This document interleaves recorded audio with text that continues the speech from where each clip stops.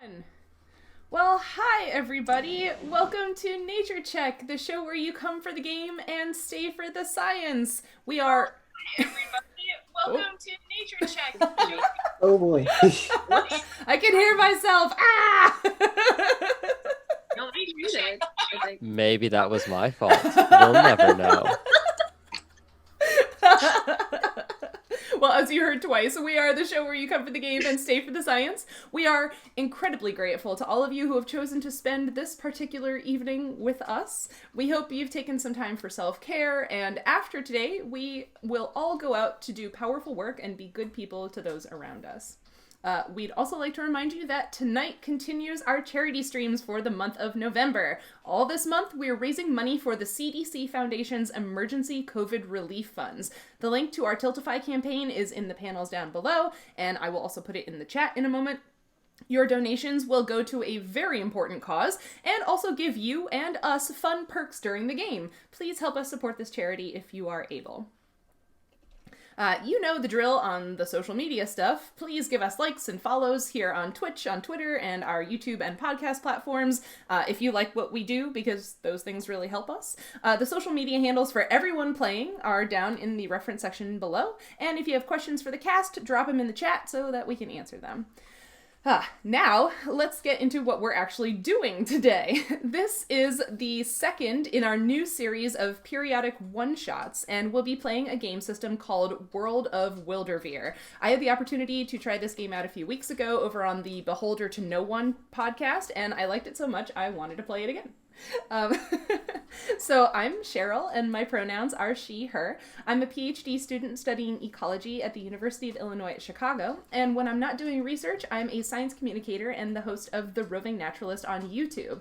Tonight, I will be playing a koboloi named Zeeker, whose pronouns are also she, her. Next, we've got Ryan. Hello, I'm Ryan. I'm an entomologist in Pittsburgh. I work in a conservatory and public garden.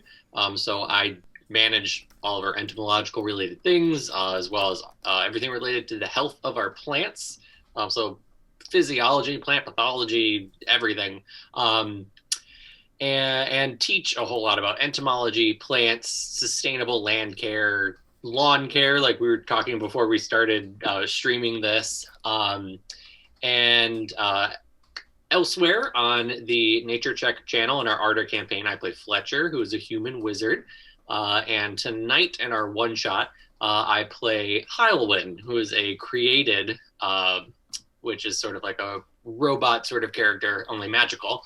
And their pronouns are they, them. We also have two special guests with us tonight. First, there's Jaye. So hi everyone, I'm Jaye. I'm currently a postdoc at the Fox Chase Cancer Center in Philadelphia, where I study cancer biology. So I'm a scientist by training, but for fun, I am a self-taught illustrator and comic artist, and I make science comics with my partner and another friend, and you can find us at JKX Comics. And other than that, you'll find me playing with my two pet bunnies, Maxwell and Beatrice. And tonight I'll be playing a moon elf named Amalthea, and both my character and myself use she, her pronouns. Awesome. Then we have Sebastian. Hi, everybody. My name's Sebastian Jaye. I'm a spider scientist. I just completed my PhD at the University of Pittsburgh. I'm all over the internet talking about jumping spiders and their dances and many other cool types of spiders. I do a lot of science communication work right now, freelance as well as freelance macro photography. Still looking for a permanent job because the job market is what it is. But I'm really excited. Tonight I'm playing an orc named Belasko Lazetta. He goes by Bell, and we both use he, his pronouns. And holding all of us together this evening is B. Hi everyone. I do not have video up, sadly, but my name's B. I am far less accomplished as these amazing folks. I am currently studying to be a communications major, and I made Wyldrvir in a bit of a fit of randomness with my friend Ava. You can find me doing stuff for Wyldrvir. We have a show now which releases every other Wednesday, and we also have the Frostwalkers podcast, which is releasing every other Sunday. That's a D&D 5e show that, frankly, this whole thing started to be a one-shot for that, and then it evolved into this whole other thing, and, happy to be here, in short. Okay, so I think I got all of them, but one last time. The names are Amalthea, Zeeker, Belasko, and the last one I'm kind of bad with. I didn't catch it. It's Heulwen. Heulwen, okay. Heulwen. Okay. And okay, that should be good for me. I think, unless anyone has anything they want to throw out there, we're good to start. Yeah, let's do it. All right, sweet. So, I'm going to start like this because I think this will be interesting. I am seeing the Zoom call order, which may not be the stream order, so that, I'm just going to go off of that. Maybe let's get a chance to hear like one or two things about the characters, and then we can lead off from there, because depending on that, I can probably, yeah. So starting with Zeeker, is there anything interesting about them you'd want to lead us off with? Yeah, so Zeeker is a koboloi, which basically means that she is sort of a bipedal lizard or amphibian-looking person. I was picturing her like a red eft, which is the juvenile stage for the red-spotted newt. So if you've ever been walking in a forest, probably in the northeast, and you see these little bright orange salamander things walking along the ground, those are red efts. They're really cool. I love them. Oh, they're so cute. Right? Yeah, so I picture her kind of like that, bright colors, and that kind of leads into her personality. She has a lot of magic talents to a greater or lesser degree, although sometimes they go a little wonky, and she's also sort of a big personality. She's very friendly and likes to talk to people, and she has a flair for the dramatic, so she likes to use her magic whenever possible. Awesome. I love. Heulwen, anything about yourself that you'd want to tell the audience? Heulwen is created, which is like a magic-powered robot. And it's a weird-looking name because I specifically looked up the word for sunshine in Welsh, which is Heulwen.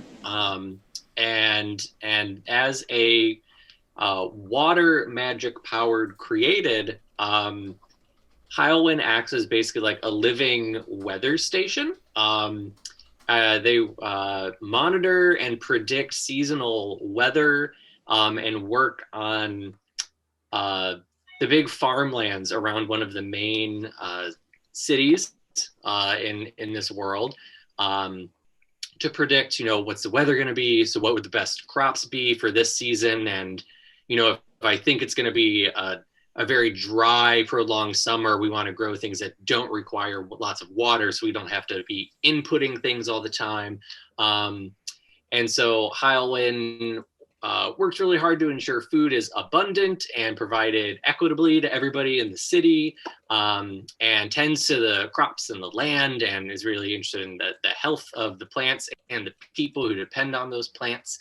And they are often go out and go on adventures, searching around to try to find new plants that could be cultivated and used as potential new food or fiber or lumber, or any of those new kinds of uses for the plants around them to diversify their agriculture. Awesome. I love it. Amalthea, anything you want to tell the audience about yourself? Yeah, so Amalthea is a moon elf, and Amalthea is actually the name of the 5th discovered moon of Jupiter. So it's actually something in our universe, in the Milky Way.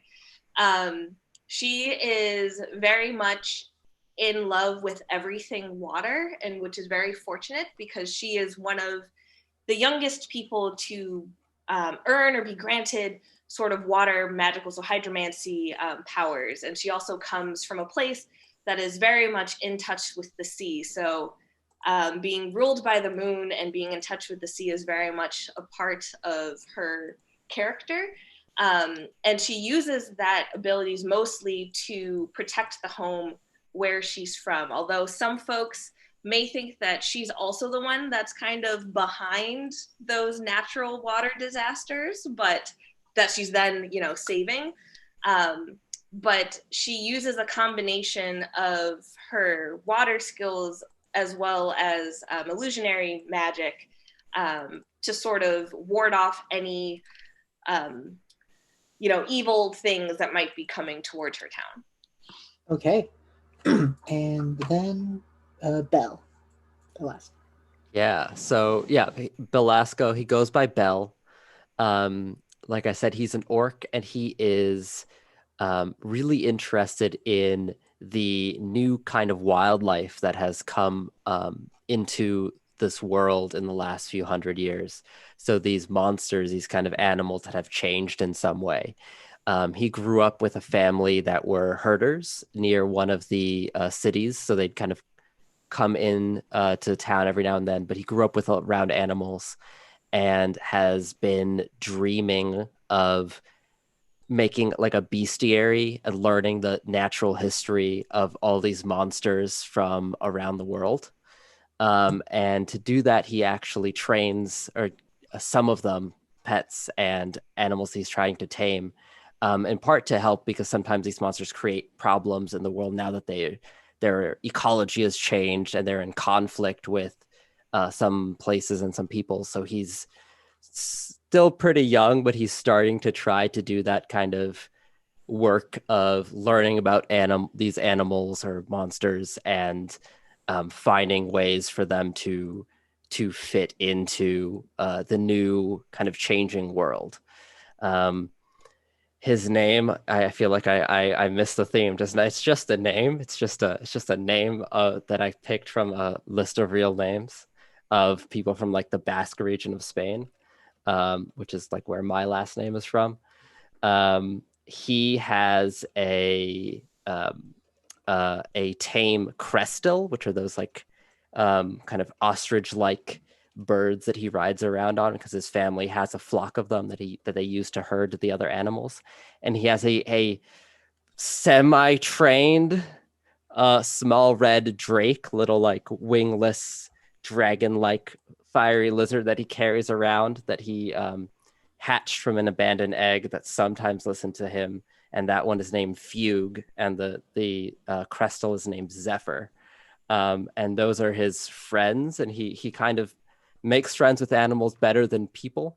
Not that he's not dislikes people, but has been around animals a lot more.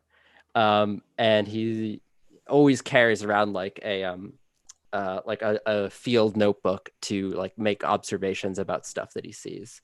And yeah, he's kind of right now doing all these like small part-time jobs around the city and helping people find lost animals and stuff like that. Yeah. All right. I love it so much. Okay. So let's open with this. You guys, through various different means you can kind of come up with, just for the sake of bringing everyone together, are in the city of Torin, which is basically the greenest spot in Wyldrvir, which is saying a good bit. This place has a ton of lush forests, the most creatures out of any of the other city-states, probably. And it's also known as just the City of the World Soul, which is the magic that emanates through everything, because there are rumors that all magic sprouts from this place. But you are in a ranger station. This is a area in the edge of the forest in the north. There's just like different people doing different smaller tasks, but you were all called because there was a bit of a situation with a native creature that lives in this area called the Bumblekit. Um, they are, well, I feel like this older half-orc man is probably showing you what the Bumblekits are as you're learning about them, and they're just basically cat bees. Bumblekits are soft, fluffy, and about the size of a kitten. They live in and around Torin and farmers' fields, and they're often kept as pets. They vocalize often, which tend to be either purring, chittering, or buzzing. They burrow in the ground like rabbits, and they have friends called the Bedron, which are noodle-like, almost dragon-ish bees, um, and they kind of tend to flock together. But the problem was today that some of the Bumblekits have gotten away from the Bedron hives. And so you're basically going on a cat bee roundup. Wait, you're having us herd cats? Is that? Yes. We're not just herding cats. Right. We're herding cat bees who Yes. can fly, Yes. and This should go perfectly. Of course. Like, my character's Perfectly. supposed to be good at this, and I'm already worried. Also, But for everyone listening to the podcast, we were all making the best squee faces while B was describing the Bumblekits. So. I know. Oh my god, I gotta give credit where it's due. Someone in the server, they go by Nat, made the Bumblekit as a concept, and we were like, oh, that's so cute, can we use it? And they were just like, oh, absolutely. And then they, like, within seconds, we were just like, it's canon. It's just what it is now. Amazing. I mean, yeah, to combine bumblebees, one of the like fuzziest, dopiest, cutest insects with kittens, Oh, I want one. I will try and find the art. While I we wish talk. I was in my bee onesie. Oh, that'd be great. Fuck, you have a Isn't bee it occupied onesie. right now? It is currently, but it He'll would make an appearance. Yeah.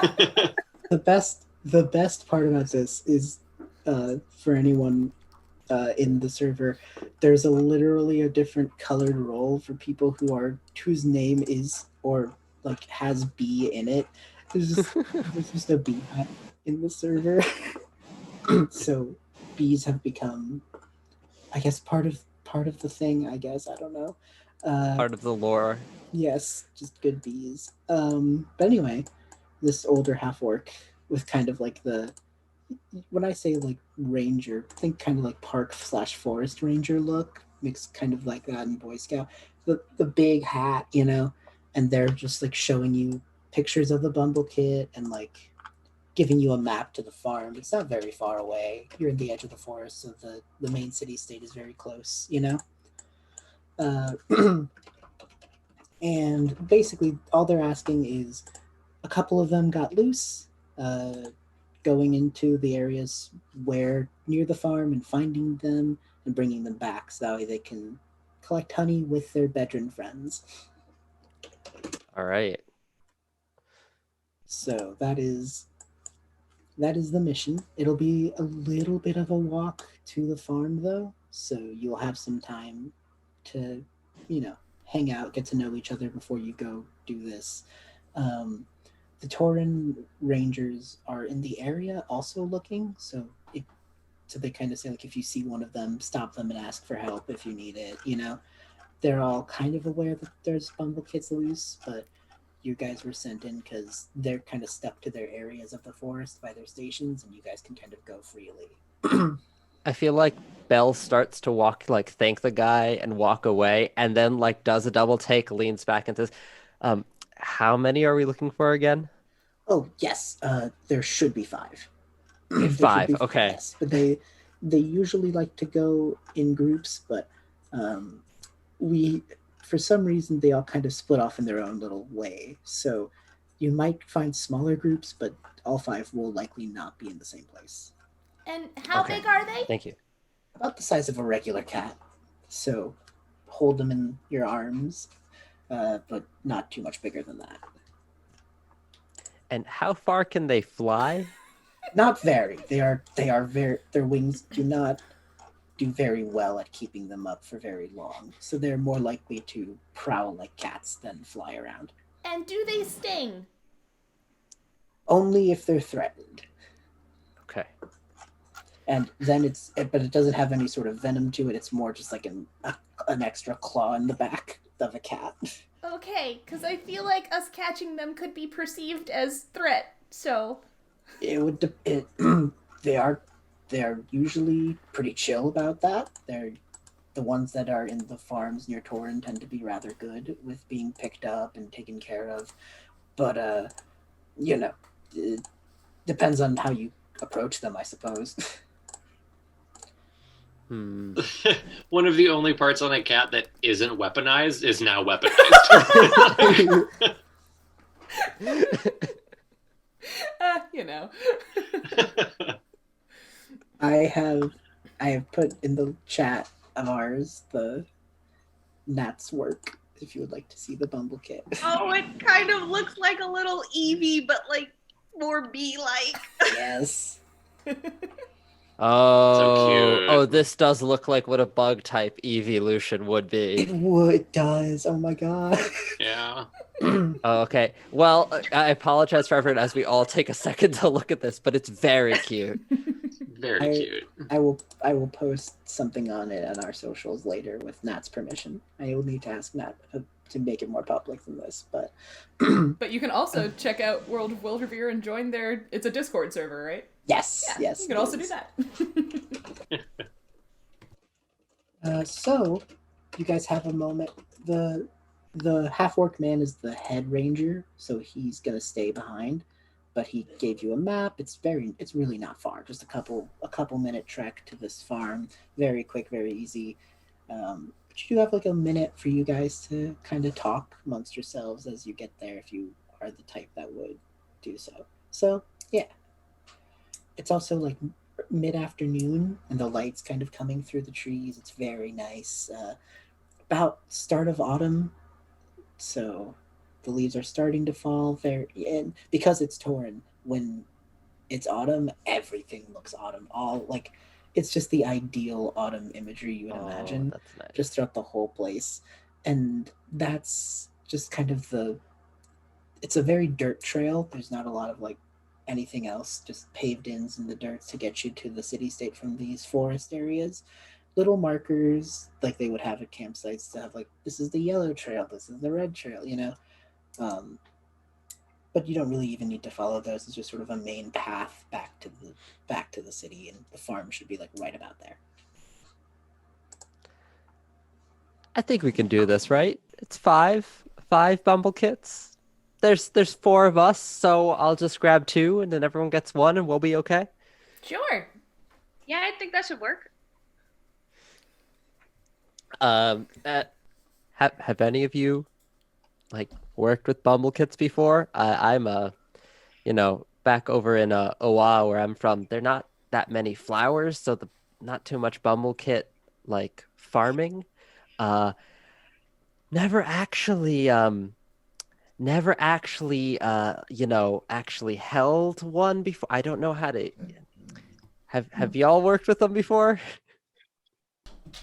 They do occasionally come through the farms. They take some flowers to take home, but when they play and tumble around, they tend to spread pollen everywhere, and we get better crops. So I usually don't mind, but we usually don't do anything about them. They kind of come and go, I'm assuming from somebody who lives nearby. Yeah, they don't come too often over towards Marital either. Just, the being so close to the sea and all of that water, they tend to not really like to get wet. A little bit more of those cat-like abilities. So I'm not really sure how to handle these either, Belle. I'm from here, but I mostly do plant stuff, so I've never messed with these either. Well, it sounds like they do like pollen, so maybe if we could get some of that might help us. Maybe their owners at the farm will have something they know they really like, and if we can get some and they know where we should go check, maybe we don't have to look so much for them if we can lure them into us. I like how you think. All right, let's see what we can find. Someone in the chat wants to know if they like catnip. If they are fed it, and they it'll depend. I would say they're all little they all have little personalities. So some might prefer pollen over catnip, but some might be swayed if their owner. Do they react to pollen in the same way as catnip? Absolutely. It's not something I considered until this moment in time, but I'm overriding anyone who said anything to the contrary if it's ever come up. So they would love catnip and catmint, which bees love. Mm-hmm. Yep. Yes. It's so good. So you guys kind of make it up this dirt trail. Very nice. Actually very pretty to look through if, just the plants and trees are your thing.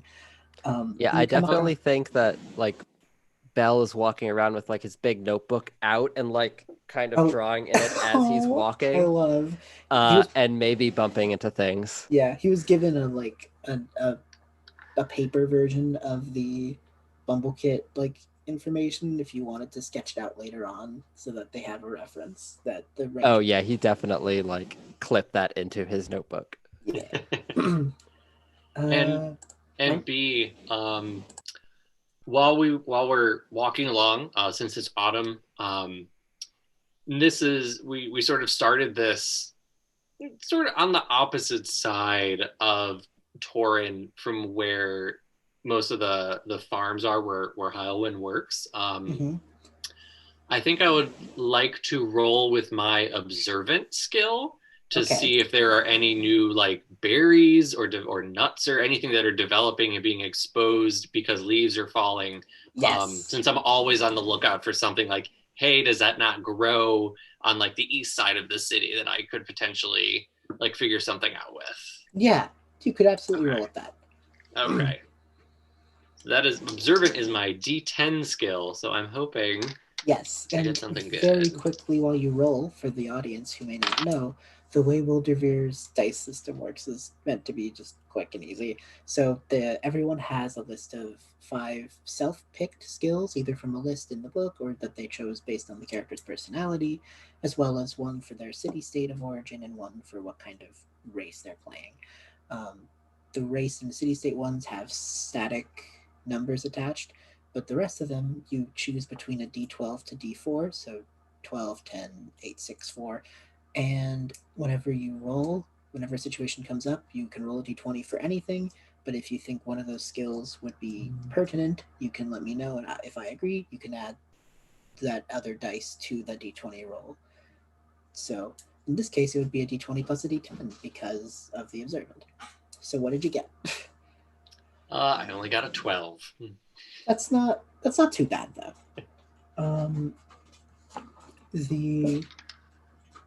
The way things are going, there doesn't seem like there's any sort of new plant life or anything like that in the area. Autumn kind of has made things a bit more chill here, but it's more like things are sort of naturally growing out than new things showing up.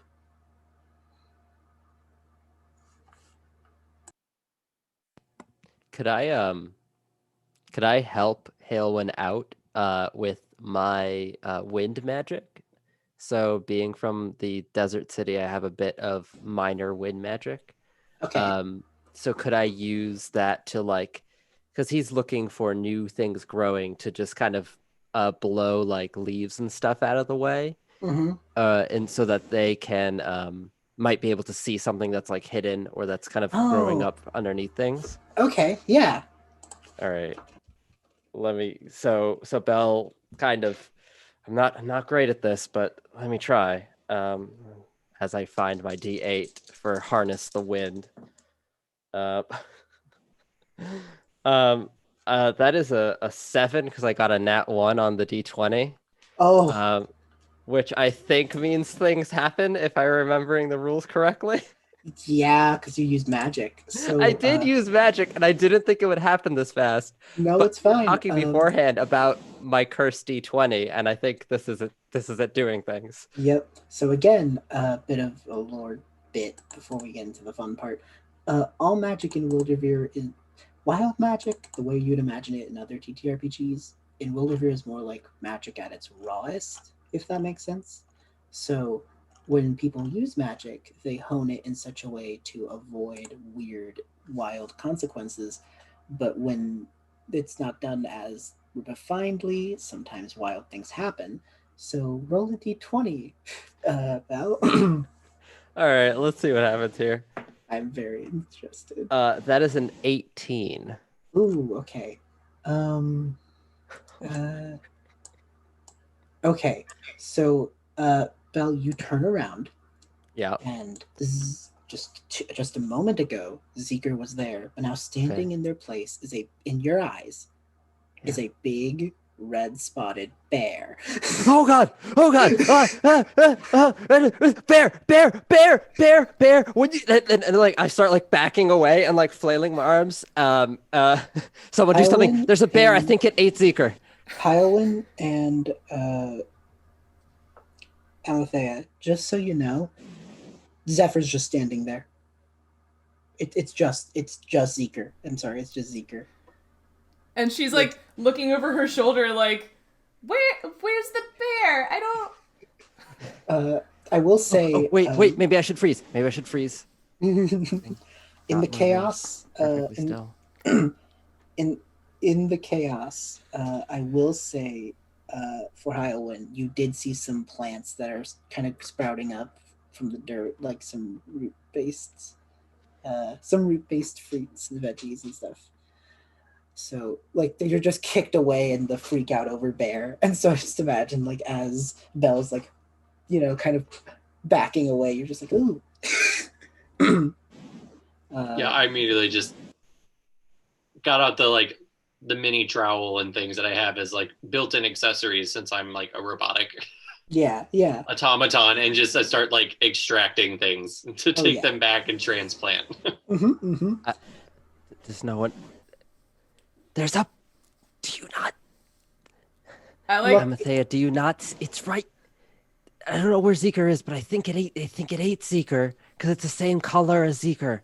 Okay, do you not see this? Here, maybe Belle, since one of my characteristics is that I have a very good eye for detail, maybe if I can roll well, maybe we could see if this bear you're seeing has a shadow, and if it doesn't, then we know that it's not going to actually be real. Are all bears vampires? Maybe. I don't think they might be all vampires, but maybe something else happened with why you're now seeing. I mean, granted, I don't see Zeeker either, but I think first we need to decide whether or not this bear is real. Wait, everybody sees me as a bear, or just Belle? No, I think it's just Belle. Just Belle. Okay. Just Belle. Okay. Well, how about then I can try and convince him if I roll using my eye for detail that makes sense. You can see that there's, no. I'm very much okay. I like that. Yeah, that works. This was just supposed to be a few minutes walk, but it has become. Hey, you know what? The banter. But Belle just had to start hallucinating on the trail. They just got magic in their eyes. What do you do in the middle of the woods? Maybe he's had some magical shrooms. Who knows? Look, this is where bears live, in the woods. We must be in Oregon. They're hungry. They're preparing to hibernate. We're in danger, guys. I just look at Amalthea and I'm like, isn't he supposed to be the animal person? Right? I feel like there's something very wrong going on here. Okay, so if I roll for my eye for detail, which I have at D10, I get 12. Okay. That you can point it out. I think this isn't it's not very hard to convince once, like, because already the magic's probably kind of starting to fade out a bit. So that plus, hey, hold on, might just be enough to like. They blink their eyes, and there's Zeeker just looking like a little lost. Zeeker, I thought you were gone. I thought, oh, it's so good to see you again. come on, Belle. The shadow clearly wasn't the size of a bear. It was Zeeker's shadow. Like, come on. Look, I don't know if vampire bears are real or not, okay? I've heard stories, and I haven't heard anything that disproves vampire bears, so I'm gonna keep an eye out. I admire your open-mindedness.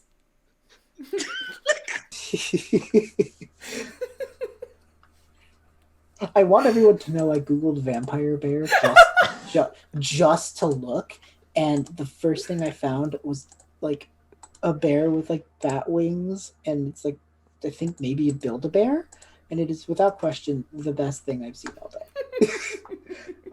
Wait, anyway. That's the best thing you've seen today? It must be really good. Oh well, I mean, Yeah, today has had a lot of high quality images on the Yes. internet. This is true. Man, I've been off most of today. I That's think, fair. yeah, just been busy. But I will, if I can get the thing to. It's fine. I'll figure it out. Anyway, after that little, wake up, that little jolt of wild magic, you did end up finding your plants though, your new roots and such. You make it back and you find the farm, and it's small, very nice, a lot of wood. There's like a little A-frame cabin off to the side, just a very sweet place. And there is a human, just a human man, just kind of tending to different like carrots and things like that. And they look at you all and just go, "Oh, you must be here about the Bumblekits, huh? We are! Well, that's good. I can show you where they usually stay, and we can go from there." So he kind of drops his tool that he was using, and just instantly walks you over to. You instantly can tell it is very big. This person seems to take very good care of their Bumblekits and veterans. This is a very nice big space, There's like they have little water bowls with their names on them for the Bumblekits, as well as like big cat doors to walk into the veteran hives. It's just very, very big and nice cozy space for them. Now, I have to ask, do Bumblekits have a larval stage? And if so, are there like little like baby kitty? Yeah, little Oh. honey like hexagons with do they build a comb? larvae. Yeah. They do Are now. they holometabolists or hemimetabolists? You guys are just bullying the non-scientists today, aren't you? No, that's not bullying.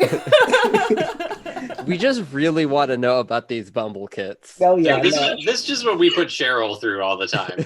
I'm gonna make her start describing soils to me. They asked me about like the water table the other day, and I was just like, ah. I know. I knew it would happen. It's just amusing as heck. Oh sure. I really wanted to put a pun with caterpillar, but that is not the larval stage of a bee.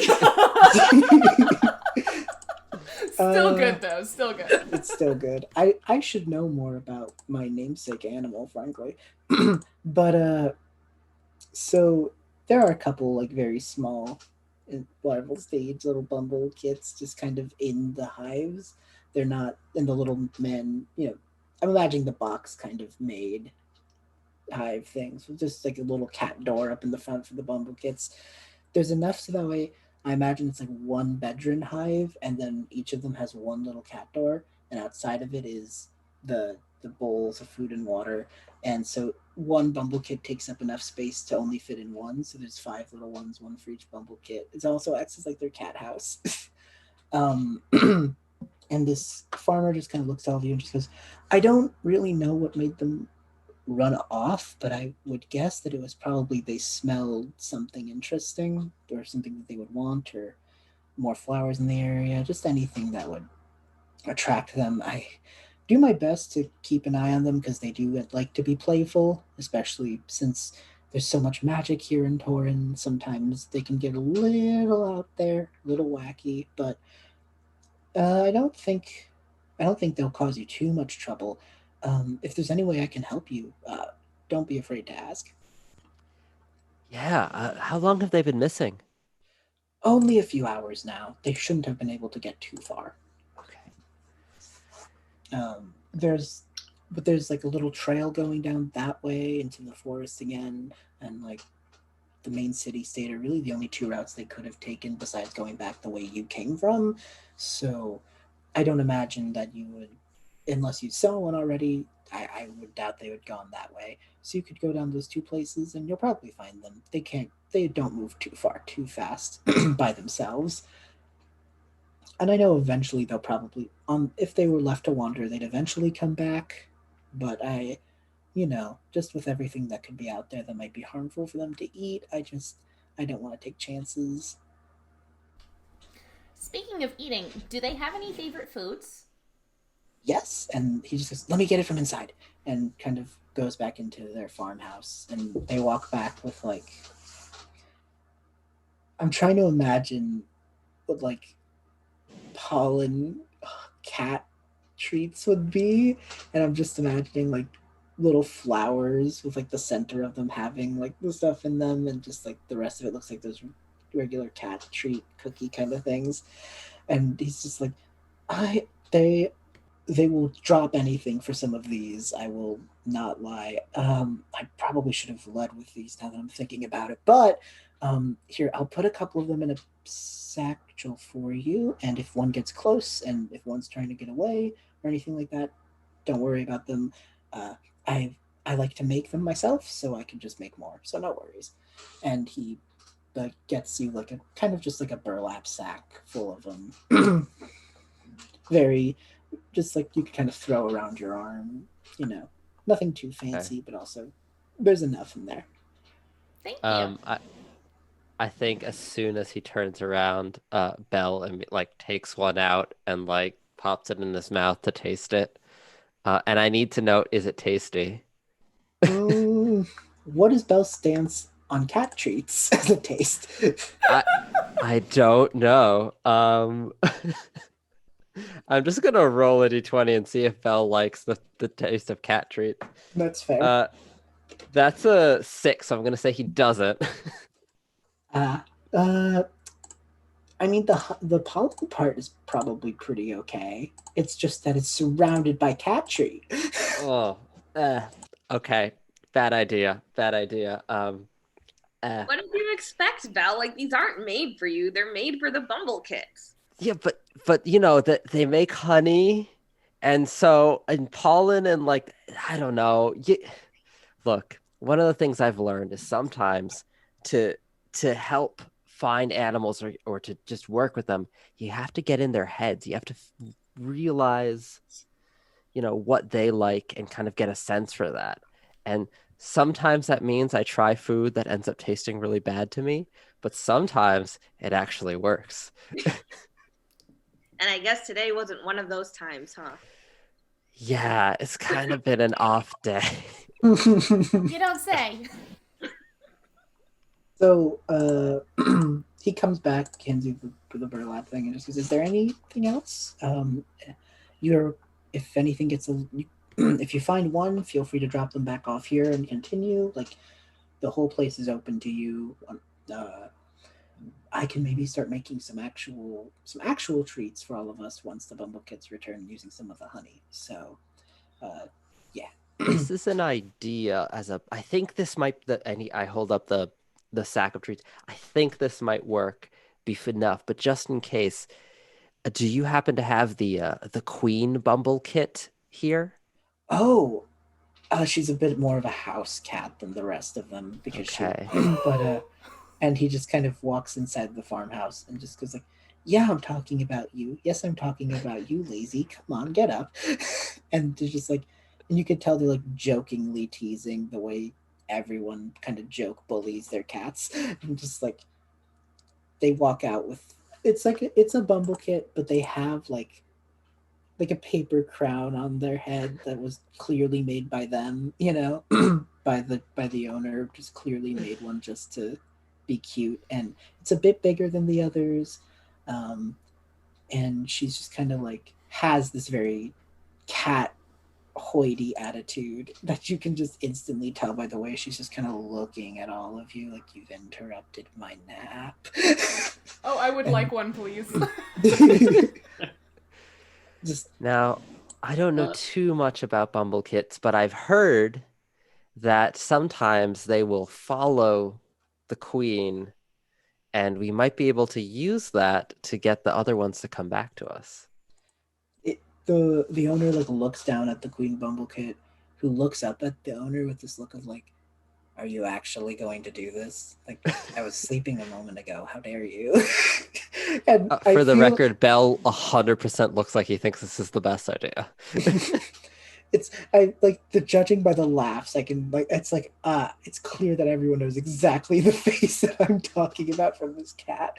But it eventually like hops out of their arms, looks up at all of you guys, kind of walks in a circle around you for a moment, and just kind of sits like waiting, just like, all right, fine, this is fine. Perhaps an alternative, if Your Majesty, if you don't want to come with us, I pull out a little like a scrap of like cloth handkerchief or something. Use like wipe the garden tools off and stuff. Like if you rub on this, we could just take your scent, and so you can go back to your rest, and we will simply have something to make the other Bumblekits feel calm and safe, and know that that we have your blessing to go find them. It like squints for a minute to consider this, just like then extends its wings out to full size, lowers again, and then just kind of like rubs against this and just makes a very clear effort to make it like, I am rubbing on this, I am getting, you know what I mean? Just like making it very clear that they are doing this and this isn't just them being cute.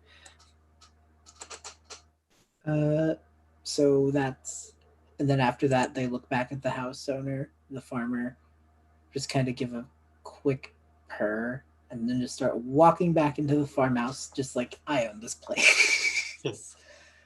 Thank you. They turn back, kind of give another purr, and then keep going. I do a very deep bow to the Queen Bumblekit. The house owner just kind of sighs and says, they're not. It's everyone does this, and it just always inflates her ego. Why would you? It's fine. You can tell this. It's just like, I just have to live with that all the time. It's just my life. But that's how all cat owners think, and then your next thought is like, oh, but I couldn't not have that cat around. So I'm impressed at how smart she is. She like understood what you were asking and everything. So they've just very clearly just been done, just walked away.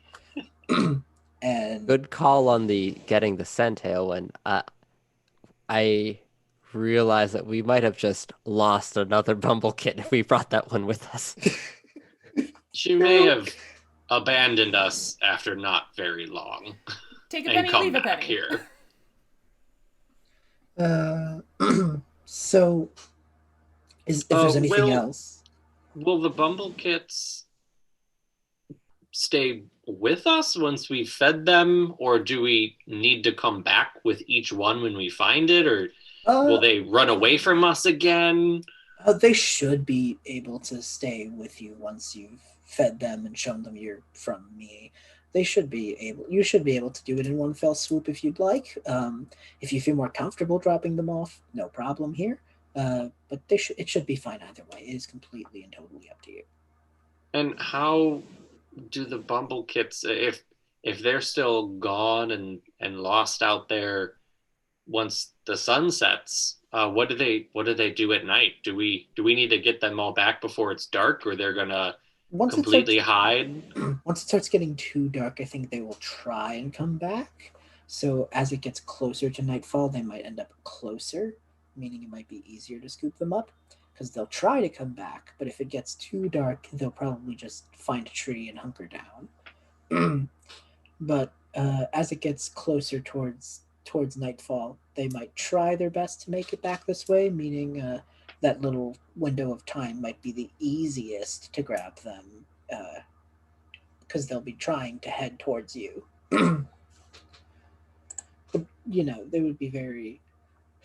You'd have to judge that very, very specifically. So that's why we're trying to start now. Yeah, I don't really want to be stumbling around looking for Bumblekits in the dark. No, I've done it a couple times. It's not fun, especially in these woods. Most of the creatures here are rather wonderful. It's just, when night comes, they get a little bit more territorial, and sometimes that's all you need to cause some problems. But for the most part, you should absolutely have no problems finding them once they get the scent of the queen and some of their favorite treats in their bellies. They should be completely attached. All right. Let's do it. Cat hunt? Cat hunt. Cat hunt. Okay. Set out. Okay. So you guys just kind of start to go out. You have a choice. You could go down the hiking sort of like dirt trail, or you can go deeper into the city. Those are the two ways that they could have gone. And it's likely that they could have split off just because Jaye smells. It's just a matter of which one you want to brave first.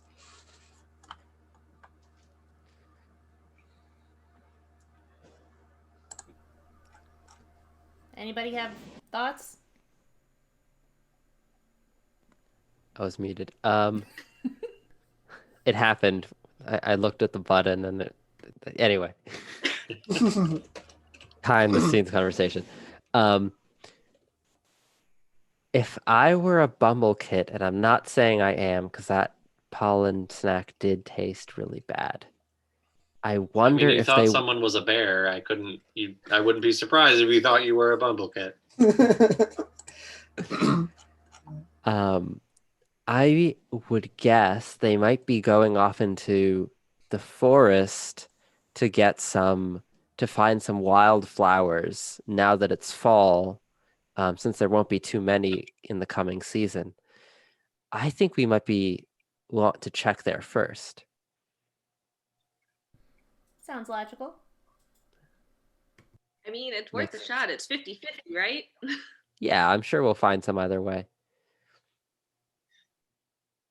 Well, if we're going to continue into the woods, I'm going to change to my off-roading tire. I don't walk around, I roll around since I'm an automaton. And I've just been on some sort of my sort of normal wheels, but a different set of thicker rubber tires come down and the others retract so that I can go more off-road. That's awesome. I also that completely changes my mental picture of Heulwen. I love Something this. much cooler. I love this. Amazing. Are you I'm picturing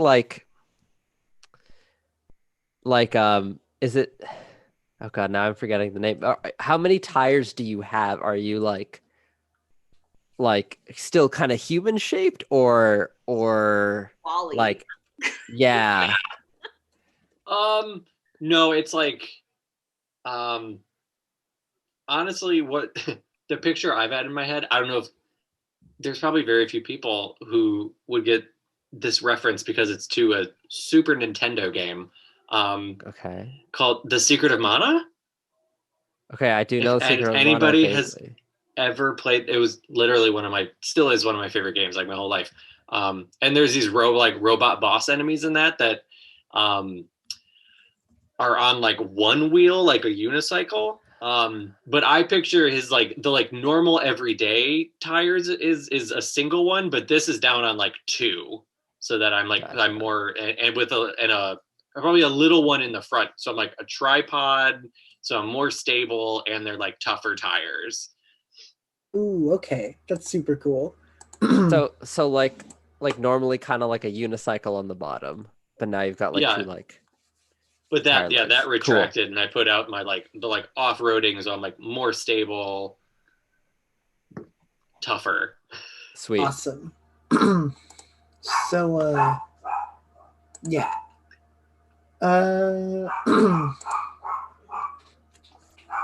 Anyone else have any preparations they want to make before heading out? I have something I'd like to do once we're in the woods, but I'll wait. Okay. With that, then you guys start your trek, I think, unless unless Amalthea has anything.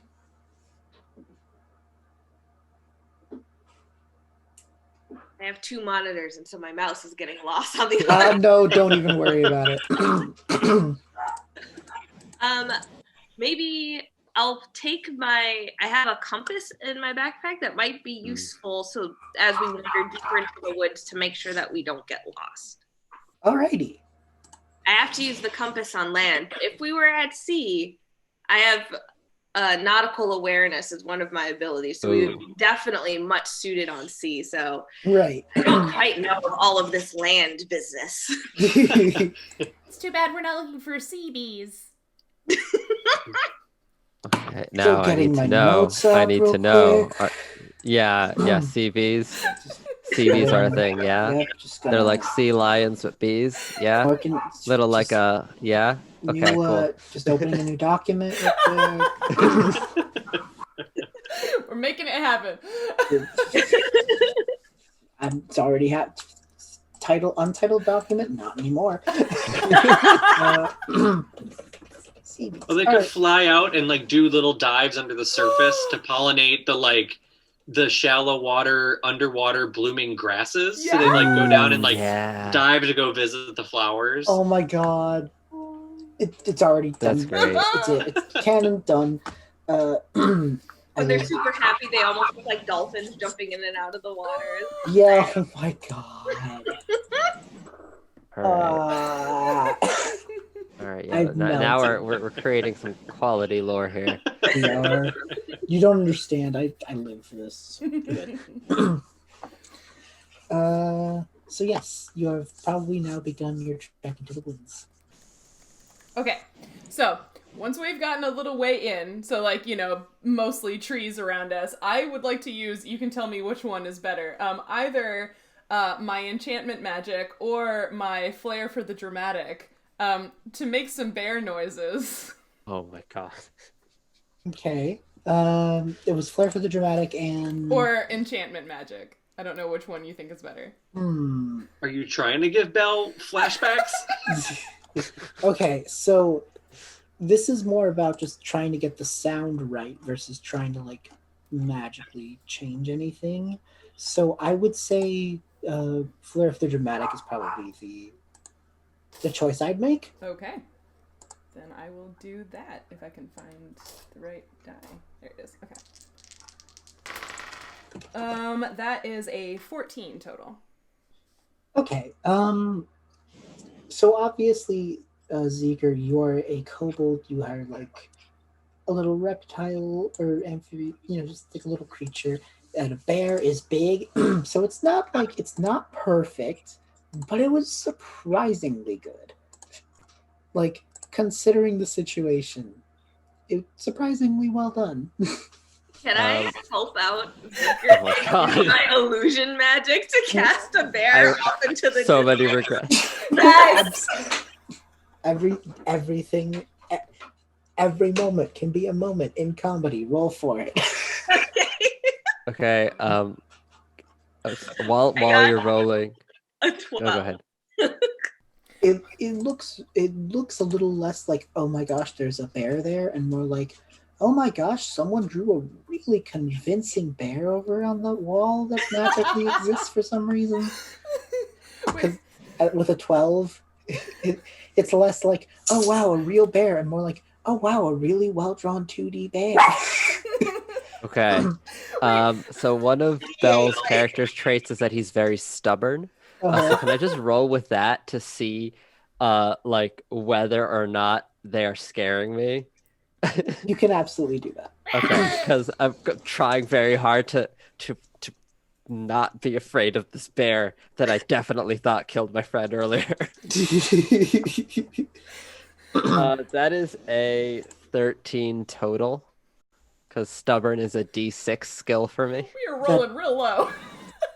I'm trying to think. That was better than the illusion, but I don't think it was. The illusion was a 12, right? Yeah, it was a 12. And that was a 13. So you weren't spooked, and that was a 13, right? I'm not going crazy.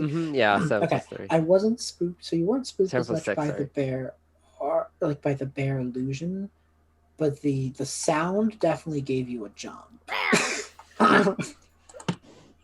I do think at that moment Belle like jumps up in the air, and because of his attunement to wind magic, it's a really high jump.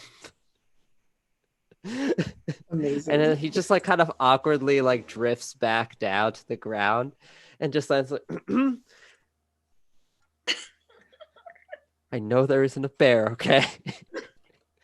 Well, of course there isn't. Zeeker's right here.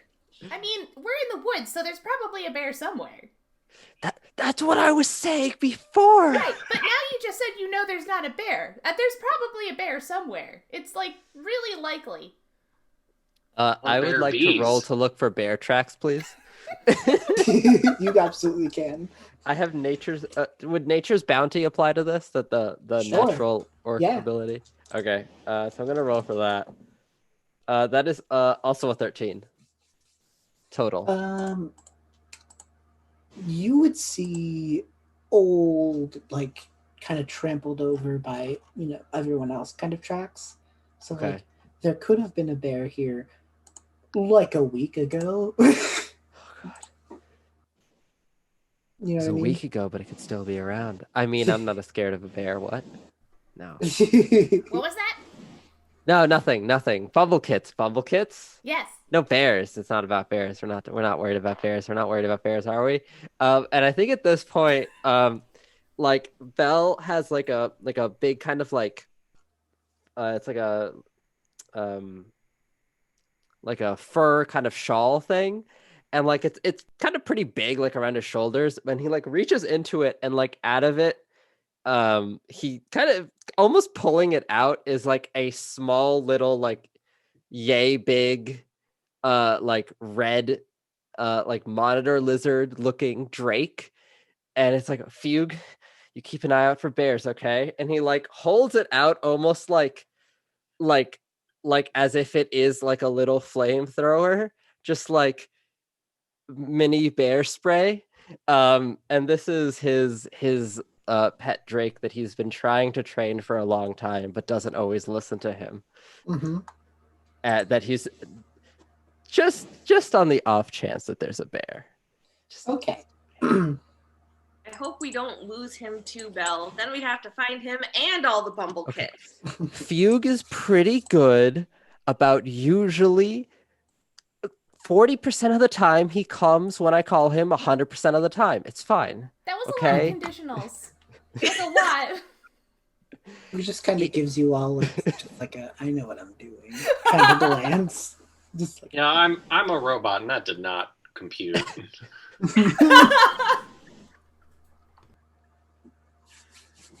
wonderful. I'm gonna, since Belle is now all ramped up, I'm gonna try to use my harness the land power, where I can create small plant life to make just like a small plant in like probably something like the mint family to pick and give to him to chew to like calm down and like have like a soothing, cooling sensation.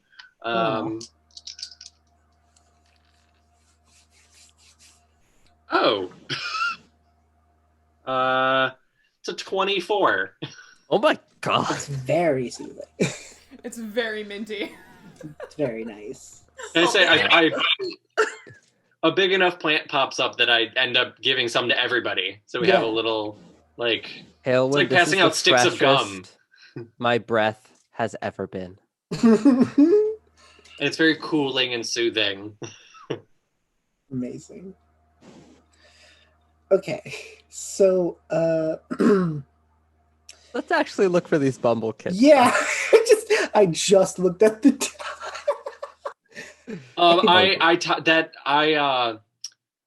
That piece of cloth, I tie it like a handkerchief around myself so that it's out and like the smell Ooh. Yes. can go out. And I activate one of my internal fans so it kind of is blowing past it and kind of putting the scent out to try to draw them closer to us. That's brilliant. Okay. I love that. So who wants to be like? Does someone want to be like up in the front, kind of like scouting ahead? Like, how do you guys want to, or do you want the scent fan to be up in front, leading your little? Like, how do you guys want to form your little hiking group? Well, Heulwen, you're also, like, good at spotting stuff, and you have the stinky thing on your neck, so, like, it makes sense for you to go first for both reasons, right? I can definitely go in the front. I feel, and if there's any rough terrain or anything we need to deal with, I feel like I'm probably the least likely to fall down at this point with my all-terrain tires out. Okay, so do you want to roll for that? For seeking around, maybe observant will be good. Okay, yeah, I can roll. Yeah, I'll do it with my observant skill.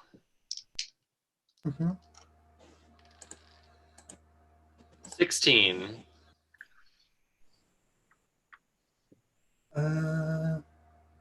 Yeah.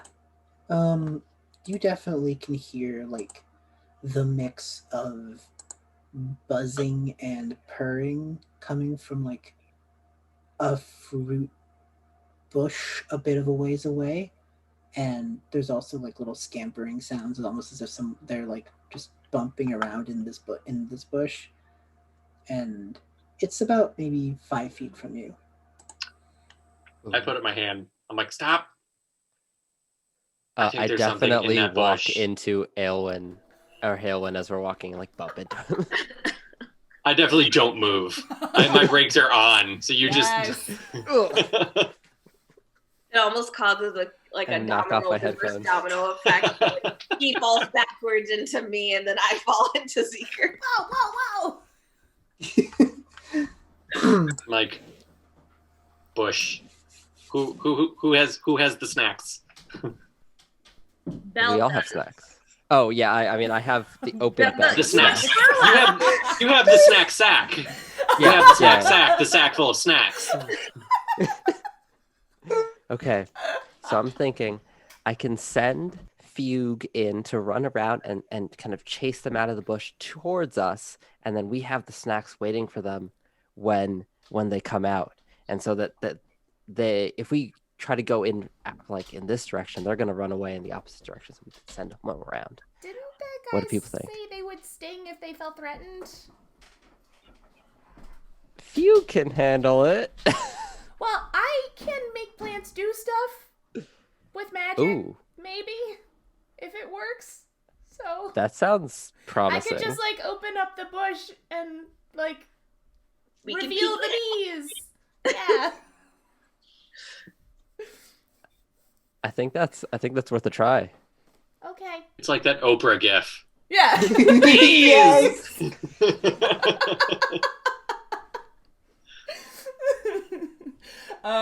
Yeah. So I'll try using chloromancy to open up the bush.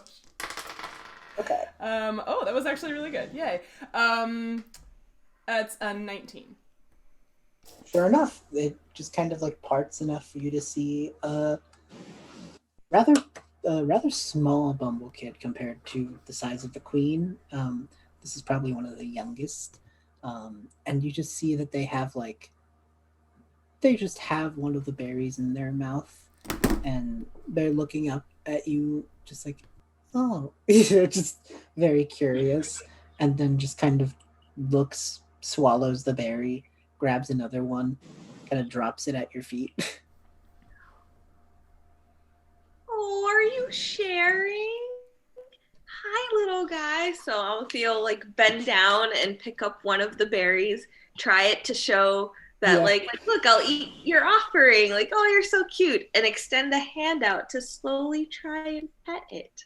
We'll definitely accept the pets. Is anyone else gonna want to see what's up with that little fruit, or I mean, I want to. For it? I want to know. I'm going to use my great memory skill to see if it's a fruit that I've already been growing. Okay, go for it. Like, do I recognize the plant? Yeah. 17. Okay, you would know that this is a fruit you do know. I don't know if you are growing it. That'll be up to you after I explain it. It's not so. Wild magic gets a bad rep. It's usually something seen as scary or harmful, but because it's so tied to the nature of Wyldrvir, sometimes that magic, because it goes through all living things, is laced in fruits, including the specific kind of berry. But because it's much smaller in the berry, it's a much smaller amount, these effects tend to be a bit more harmless and silly than downright concerning. So it's up to you if. So it's up to you. Guys, this berry's kind of spicy. I was gonna say, Amalthea just ate one. What is gonna happen? Oh God! Yeah. Another d20. Another d20. I recognizing it and see and I see you put it in your mouth. I'm like, A little too late. Is it like a slow motion of like you see you're Yeah, I was like, I think of like the GIF with like all the like math symbols or whatever. Like you're just like running a memory check for it. And it's just it's just slow. Back and forth, like her hands slowly going up, and I'm like slowly. Yeah. But it's already in. I rolled a 6. Okay. I was really hoping you'd roll the bear one again. Okay, More so bears. I'm not lying. This is my friend Fox, who kind of headed up the writing of Torin specifically, made the wild magic fruit themselves, and there is a custom thing for the fruit versus the regular wild magic table. Ooh. So I'm gonna go, even though you rolled a 6, I'm gonna change it up just a little bit for something a little bit more fun. You eat it. You don't sense anything at the moment. You feel fine. There's no immediate strange magic. No one's turned into bears. You feel normal. But as you take maybe a step back, you lift your foot, and when you do, from where your footprint would have been in the dirt, shoots like 3 or 4 little flowers. Whoa. So when you lift your foot, flowers bloom under them. Whoa. What type of flowers? Just different, just random assortments. There's some blue and yellow, just small shoots up. Like full bloom already. They just magically sprout up whenever you lift your feet. Guys, do you see this? There are flowers under my feet. How are you doing that?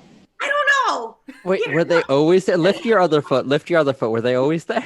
Yeah, I lift the other one and the other flowers. Because they lifted it so suddenly, the sudden lift makes you see the sudden shoot up because of how quickly you lifted it. Do you think it was scary? Heulwen, do you recognize any of these? Are these new flowers? Also, by the way, the Bumblekit itself is now kind of glowing. Just like a little bit. Has a little bit of a yellow glow to it. We won't lose that one. Nope. Since with the handkerchief around my neck, I'm gonna bend down, and since the fan is still like blowing out, after I bend down the Bumblekit, I'm gonna try to just like kind of scoop him up and hold him. And so as I go down and do that, I start saying like, well, I've never seen it do that before. That's a new one, but that's all because of this plant. This is a special shrub that wild magic actually has gone into these plants, and it tends to concentrate into the berries, just like, all the sugars and things that we like to eat and why we would grow things for those berries. So There's just little random magical things that happen when you eat them. Wow. Otherwise, this completely normal berry, by the way. Otherwise, besides that, it's just, you know what I mean? These aren't harmful berries that have magic effects. It's just, besides that, just a berry. I am going is this to. a Oh, go for it. oh I was gonna ask, are these only found here in Torin? I've never seen one like it before. You would know that it is possible to grow them somewhere else, but because Torin has the most magically just inlaid in the soil and in and of itself, it's most common here. You'd have to like house grow one in such a certain way with Torin soil to get it somewhere in a different city state. But here they just spring up every now and again. Yeah, yeah, they're most common around here because of the concentration of magic. If you grow them elsewhere right in the soil, you may end up with regular berries. Otherwise, you'd have to import soil from Torrid to try to grow them somewhere else and get them to be magical. We grow them as sort of we grow a few of them as like a fun oddity. A nearby town has a little festival. They make mini pies with the berries. So when you bite into them, all kinds of crazy things can happen. The kids love it. That gives me an idea, and Belle's gonna like pocket a few of the berries for later. I was gonna do the same thing while you guys were having that conversation. I just like sidle over and take a few. I feel like these might be useful somehow. If we can get all the Bumblekits to glow, we won't lose them. We've got one I'm gonna now. force feed them. Oh, that doesn't sound nice. But we do have one, and it is glowing. So... Who's gonna carry it? I don't know. Oh, I'm already like holding it like this and petting it. Okay, perfect. Perfect. Ah. All right, so shall we continue down the road? Yeah, there's probably more around here. Could I? Oh, okay. I have an idea. Now that we have one Bumblekit, could I have my Drake like sniff it and try to find the next one using the scent? You absolutely can. Yeah. Okay. Makes a lot of sense. Can I roll that with like my monster trainer skill? Yes. Like my main. Yep, Perfect. yep. Okay. Mm-hmm.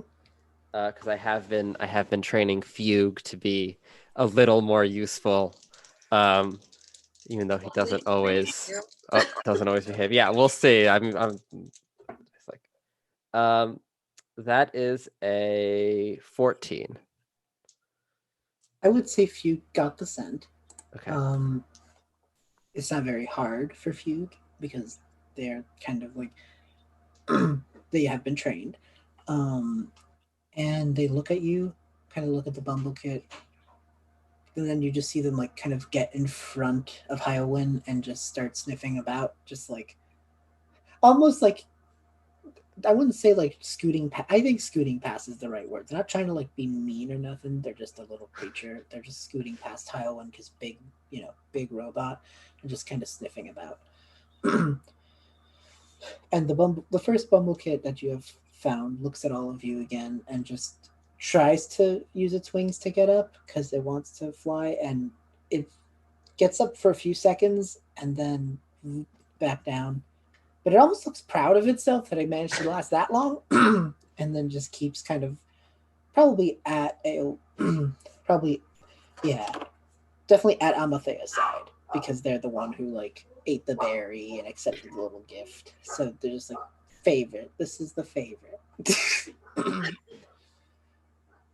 All right. Fugue's got the scent, and you see Fugue. He's doing the lizard bleh, bleh, like tongue licking thing. It's got like a cute little fork tongue.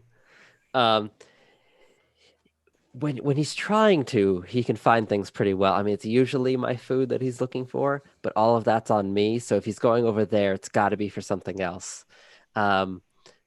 Let's follow him and see what he's got.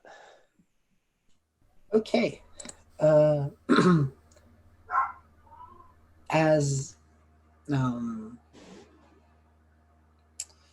as you guys keep moving forward, I you definitely see that they stop for a minute and kind of like walk back. Like they were walking forward, stopped, and walked back. And there's like a little offshoot path into like a deeper part of the woods, and it just kind of sits at this front of the path, just waiting for you all to catch up. All right. I guess this one's further in. I'm gonna be paranoid and look for bear traps. You can absolutely do that. That is an 11 to look for bear tracks. You do not see bear traps. Oh, okay. I feel much more comfortable. I try to hide that I was looking for bear traps. Just like No, nothing on the ground. Yeah, okay. I think it's clear, everybody. you're good to go. You're welcome. And the Bumblekit also kind of takes a step forward towards where Fugue is and just kind of like starts to follow, as if like it also kind of knows where to look, you know? I like that we have this tiny parade of adorable animals walking in front of us. Yes. I don't know about you, but this is definitely playing as like an animation in my head of just like Oh yeah, scenes of just hiking and stuff. cute little like walk cycle. Yes. Of like yeah, absolutely. We've all seen the Soldier Poet King animatic in our time. I'm picturing it like we're like marching in a little line and everything is animated like over the garden wall. Like we're all just these like cutesy little like things going through the forest. Yeah, that's Amazing. perfect.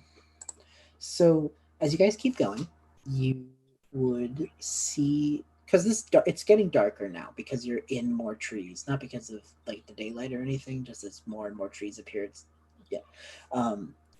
But there is just a bunch of bright zipping by lights all around you, and you do eventually spot the next Bumblekit as it is running through the path and like chasing one of these lights. Like it has been enamored by a glowing little red light. And it's like running and then tries to take off because it's in the air, tries to take off with its wings, plops back down, keeps running, just continuing this. It's like a cat chasing a laser pointer. Oh, that's great. Okay, what are these lights? What? I wonder if this is a type of, bug native to this area. Would you like to roll? Makes a lot of sense. Yeah. So here I'll just do the regular D20. 15. Oh wow. Dead on. You would know that they are called the neoflies. Ooh. They are just regular flies in the day, but at night or in dark spots, they glow with neon colors. That's adorable. And you just see this Bumblekit chasing after this red neofly and trying real hard. It's trying so hard. All right. How are are they just like the flies are just like little? They're so small. They're just little specks of light to us. They're just flies. Yeah. The size okay. is just like a common house fly, kind of. Okay. Maybe if we could get one of these flies, we can use it to lure in that kit. Yeah, does anyone have like a jar or anything or something at least clear that we can see the light through? I feel like I wouldn't have a jar. What are you thinking? Well, this is going to be a little bit of a stretch, but like normally we think about enchantment magic working on like a sentient, like usually like a humanoid creature, right? To like persuade them of something. But could I enchant the brain of this fly and like make it fly where I tell it to? I buy it. Okay. I'm gonna do it. Sure. All right, let's do this. I'm okay. Here we go. I think at the same time, Heulwen would also like to try to use some of his hydromancy or aquamancy. And since I'm powered by water magic, I'm gonna try to create a bubble that will appear around the fly and trap it. So then I can move the bubble and like hold it there and kind of get it to come out and go after the fly in the bubble. Ooh, okay. Roll for it, yeah. I got a 12. Huh? Mm-hmm. And let's see what the other roll. 14. Okay, I would say that you can definitely. I think maybe you work together here. Like the enchantment works because it's a fly and it probably wouldn't have a hard DC to beat. And you just get it to go into this forming bubble. So that little bit of teamwork instantly flies in the bubble. And this Bumblekit looks at it and now is like, because I kind of like the idea that as it glows, it's kind of reflecting in this like clear bit of water. So now it's even like, maybe not as like centralized bright, but it's like different bright now. And now it's even more infatuated with it. And it's just going right for the bubble. Heulwen, we just invented the disco ball. You just gotta get, if we herd all of them in there, we can just have a party for the rest of the night. Just fill a big bubble with all the flies. That is a great idea. Yeah. I would like to use my monster training skills to try to like lure the rest of the flies into this bubble because I do want this disco party. This Bumblekit's gonna have like a seizure looking at this bubble. It's like everything. You absolutely can roll for it. Okay, yeah. Everything can That is be a 20 attempted. total. That is a 20 total. And any possible complaint I have is denied. You would absolutely succeed. This is my first time training flies, but I think it's going pretty well. Yep, you just get you get to pick the brightest ones, the best colors. Like you're being a little selective, but you can be, because there's so many in this area. They're all just kind of about. So you pick a couple, just your favorites, and they all enter the bubble. And sure enough, as they zip by, the edges change colors, matching, like not edges, but like the parts of this bubble, depending on which fly is like in front of what part of it. Yeah, the colors change to match what flies like as they're zipping about. So as like the red fly moves from one area to the other, the color changes from red to like the blue fly that comes in. So the colors change because of their movement. Belle, like after leading them in, like pauses for a moment. I remember, they're not the same, maybe not the same as these Neo flies, but I remember a bunch of other light up flies, and they'd use those colors and flashes it's like a courtship to each other. And I want to I guess open up my notebook and observe the flies to see if this is a giant fly, is it now just a giant fly courtship mating ball in our disco party? It's so beautiful. It's too funny to say no to that at that point. So you're investigating if we made a fly brothel inside of a club. I mean, I don't think anyone's charging the flies, but yes. We'll be more like a club. The world will never be the same. They didn't even have to get their hand stamped or anything. Nope. Okay, I'm Belle is furiously updating his notes on Neo flies. to reflect that they will mate like in a ball of floating water, and they will mate a lot in the ball of floating water. What have we done? Okay. So the Bumblekit is still just enamored by this disco ball. The Bumblekit has no idea of the implications of this. It's an innocent cat. Aww. It's a sweet bean. It has no concept of what is happening before its eyes. But it like looks at all of you, looks at the bubble, and then sees the other Bumblekit that is also glowing.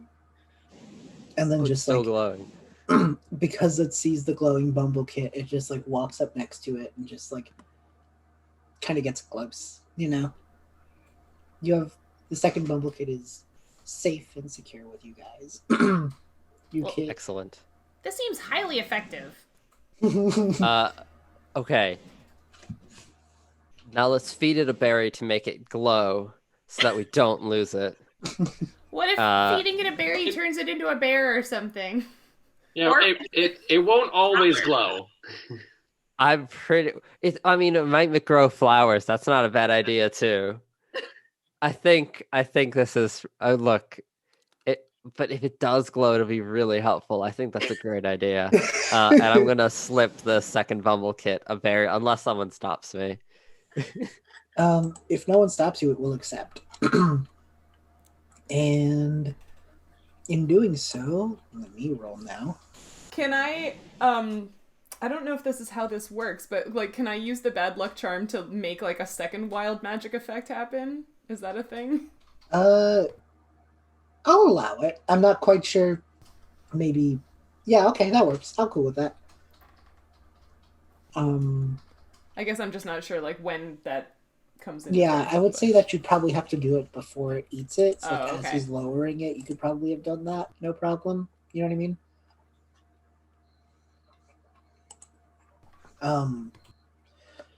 And so it eats it, and now let me roll again. It is... Oh my god. Okay. That's Oh, just no. I like that. So, Hmm. you see this Bumblekit immediately eat this berry, and they're like happy about this and like comfortable. And then it looks up at the neoflies and it lets out a little purr, and then you just hear like the different buzzing noises, and then you see it blink, and then it purrs again, and they make more buzzing noises, and it blinks again, and then it realizes something and like makes more complicated sound patterns.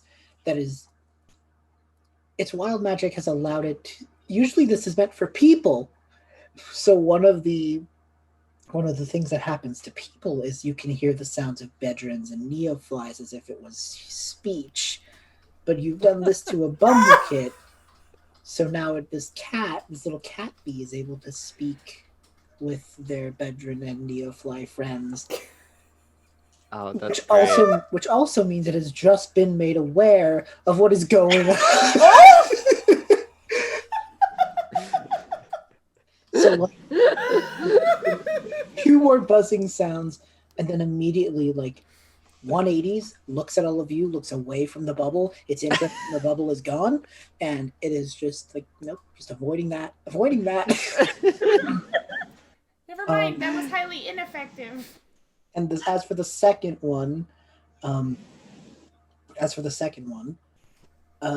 He knows things he can't unknow. Yeah. as for the second one, as it walks by, it does eat grass. Like, that's neither here nor there.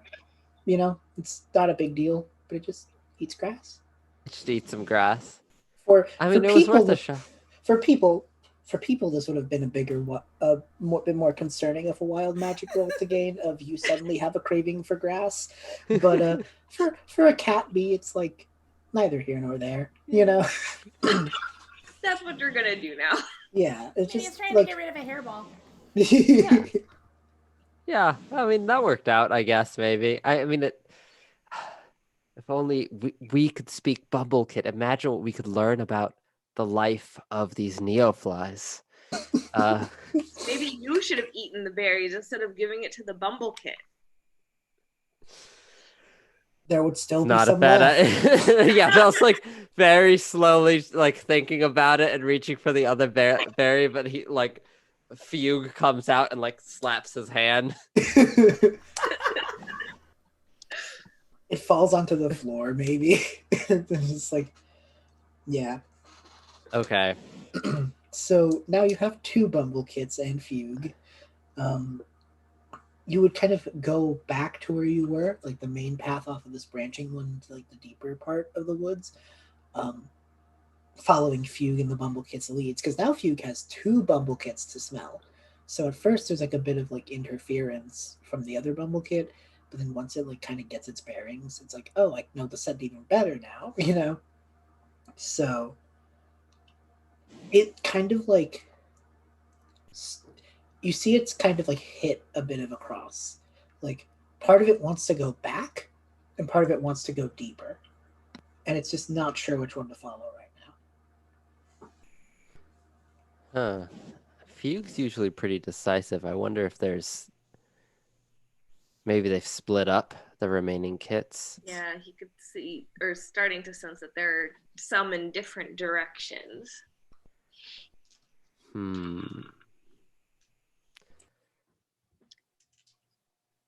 Maybe I can roll and use my eye for detail to see if we can see little Bumblekit footprints, like which one might be more recent, so the ones that didn't go as far away. Yes, yeah, you can definitely do that.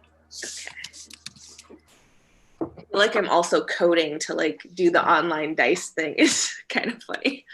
Got a 23. So there's no immediate footprints from new Bumblekits. So what you're thinking is there's one deeper into the forest, like probably at the edge of the forest, almost closer to the ranger station. And the other things it's smelling might have been the ones that made it to town. Okay. So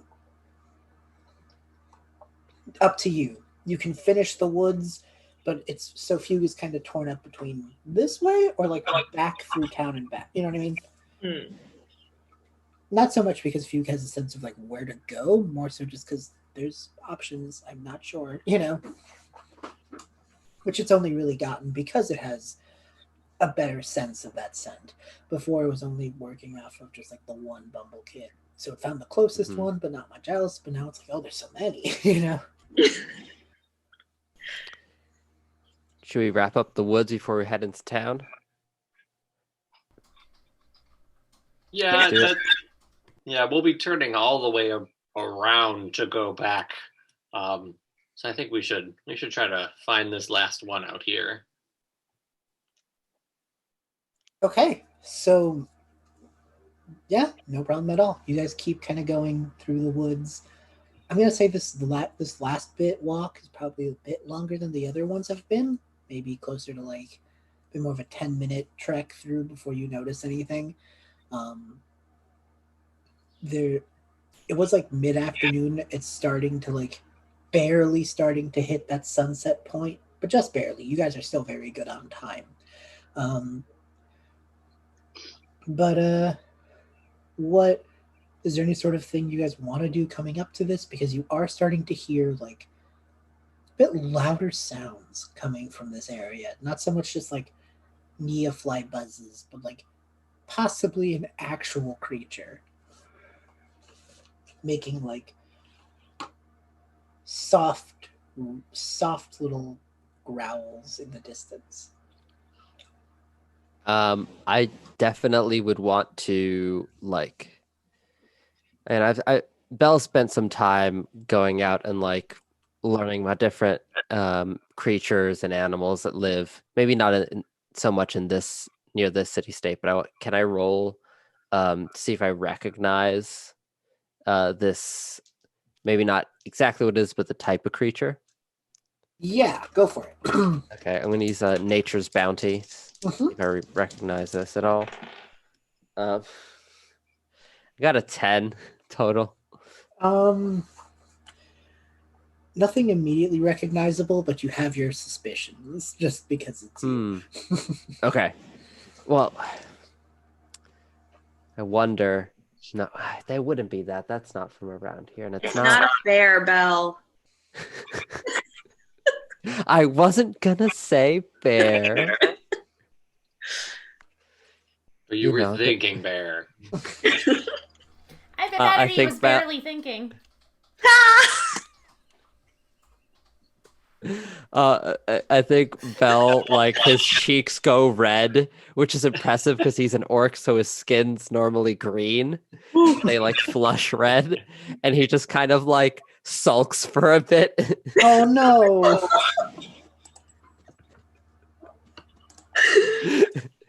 Oh no! But no, it's definitely, for anyone else, it probably is not a bear sound. Probably. I'm really expecting you to make us encounter a vampire bear. I hope so. I don't. I'm suspicious. You guys are getting closer, and the sound is getting a bit louder. And you do see, like, other little creatures from Torin just kind of, I wouldn't say running away, but just like doing that thing animals do when there's something that's probably not great nearby. If it's like, I'm not gonna run, but I am gonna get out. You know? Yeah. But there's no like panic. There's just like a little bit of like a movement away from the space. And Fugue is still indicating like this is the direction we need to go. Yes, but like a little bit more hesitantly. Okay. Yeah, So I feel like something bad's happening if everyone is trying to, go in the opposite direction. Are we sure about this? if there's something that's happening here, I mean, it's probably not a bear, and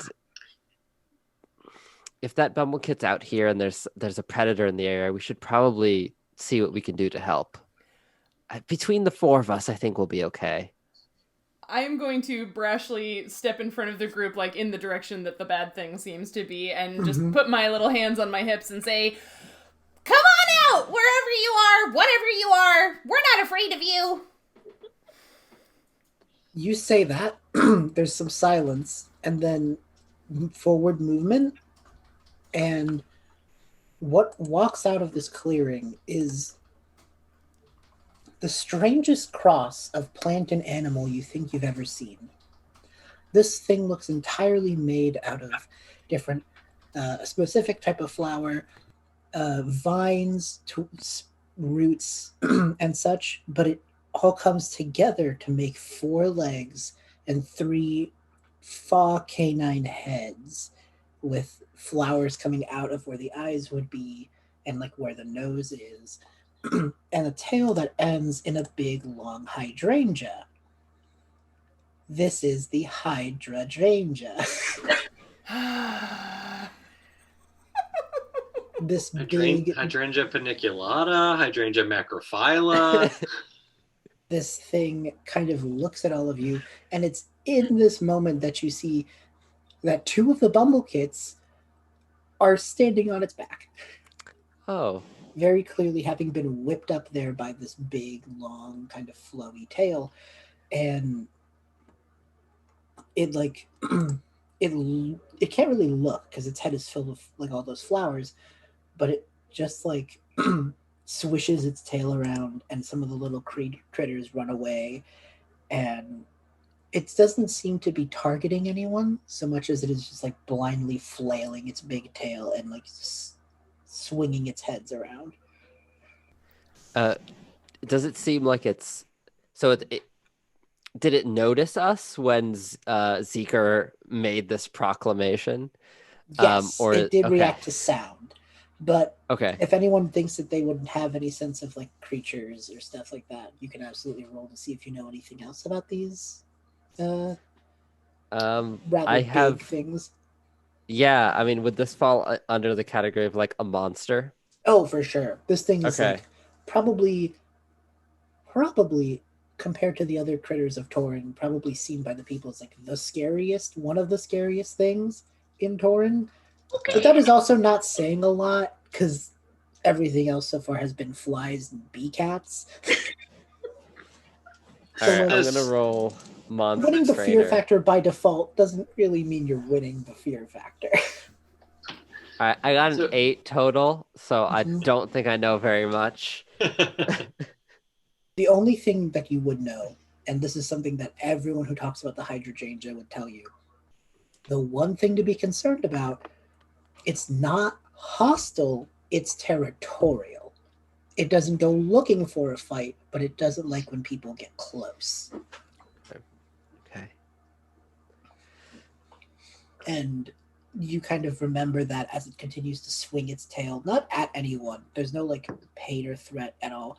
It's just very clearly like puffing up, and as it kind of like seems to try and stand bigger and taller, that one of the three like canine heads kind of spins about a bit, kind of blooms, and from it come two more doggy head kind of things, and it grows from 3 to 5 again, and the 5 heads just kind of look down, and as it does so, more of the critters run away at that sight. But again, it doesn't really seem to be doing much, but just putting on a big show, you know? So I like hold out my arms to like tell like have everyone stop for a second. Okay. It's not gonna come after us if we don't get close to it, but we do have to get close to it to get those Bumblekits. Also, if I was able to tame this, I would be one of the greatest monster trainers in the entire world. I have no idea how to do that, but I can't help but try. Well, I don't know monsters, but I do know plants, and I'm gonna try to use my hydromancy to create a pool of water to kind of like saturate ground behind the hydrangea, so that it It is technically just called the hydrangea, but I tried to say it that way. It's just the hydrangea, but I said it that way.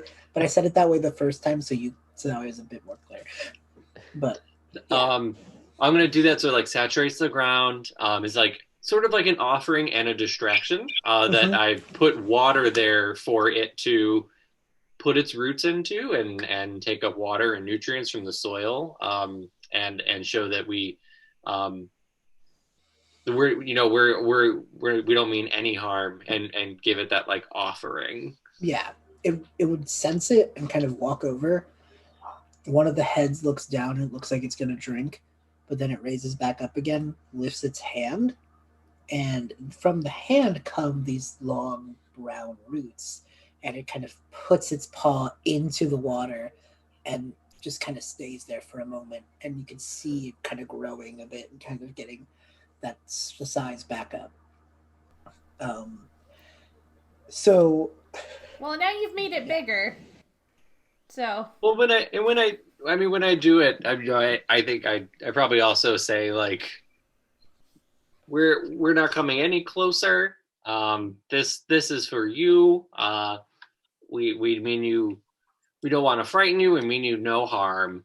And I think I do that, and then probably wheel backwards a little bit too.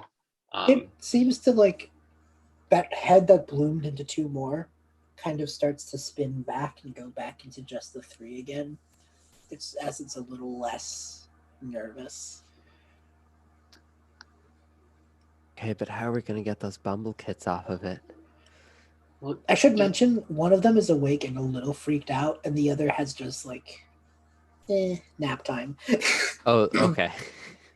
Like is it napping on the hydrangea? Oh yeah, on the back, because Yeah. this is like a canine form, so it has like the long. Yeah, it's like one of them is just curled up on its back, and the other is like kind of clawing a bit, freaking out a little. And like it notices, but it also like doesn't really care, you know? Things fall on its back all the time, you know? uh, any other ideas? All right, Heulwen, what do hydrangeas like besides water? I could probably Sunlight. conjure up something with my illusion abilities. Could you make a sunbeam? You can get it to like just sit and start photosynthesizing. And being, sort of a plant dog, it might want, to both want the sunlight to create energy, but also want to just sleep in a warm sunbeam. We have to rub its belly. Belle says this out loud, like revelation. It's a dog. We have to scratch its belly. It makes so much sense. If we can get it to fall asleep, maybe you can get up close enough. Yeah. That right away, otherwise it'll grow more heads again. So here, let me try rolling. What if we scratch behind all of its ears at once? We'd still have to get close to it. Okay. Yeah, let Amalthea do your thing. Let's see. All right. Got a 21. Yes. Instantly, this beam of sunlight hits the hydrangea. It finishes drinking up the water, and it like feels this, and just kind of like puts its paws back into the dirt, roots itself back into the soil, and then just kind of lowers itself into like a lay down position. Oh. Okay. I would like to like wait until it's a little like clearly like a little sleepy, and then like very slowly kind of crawl up, and then just like really give it like a nice belly rub, like 100% like you would a dog. Okay, I won't make you roll for it because that's pretty normal. Like there wouldn't be much to roll for there, but sure enough, as you're rubbing it and petting it, the affection seems to be winning it over a bit, and those 3 heads, those 2 others, kind of curl back up again the way you saw the other 2 do from the one head, and its size shrinks more, and it becomes one-headed. And that was the head in the center that kind of did that stayed up, and now it's just kind of making little sleepy snores. Aw. No, it's just a cute little flower dog. I'm definitely talking to it in like a baby dog speak. Who's a good hydrangea? Who's a good hydrangea? And you see Belle just kind of like shoves his face in its belly and just like ruffles it around. It is asleep, but it is enjoying this, but it is like in a very just happy nap place right now. Okay, that's great. Now, how are we gonna get these 2 bubbles? I'm distracted by petting this cute animal. I will say, as soon as it got to ground level, the first Bumblekit like hopped off and ran to you guys without hesitation. The second one that's sleeping on top is the more tricky one. Okay. What does this forest look like? Like, are there vines or anything on the trees? There would be, yeah, for sure. Cool. I have 2 options. You guys can tell me which one I should do. I could either try to use chloromancy to like use the vines to like claw machine the other cat, or I could use my flair for the dramatic to swing on a vine and like Indiana Jones rescue the Bumblekit. Those are both very good options. Those are very good options. As soon as you started asking for the vines, oh look, it's a Bumblekit! No, it's appropriate. I mean, yes, we are streaming, but Amazing. Amazing. Oh no! As soon as you started like mentioning the vines, I totally like imagine using the vines to try and wrap and bring the Bumblekit to us. Okay, then I will try that one. Yeah, that's probably least likely to end up in some kind of result that could upset the hydrangea. Okay. Like if you fell on the hydrangea while you were swinging.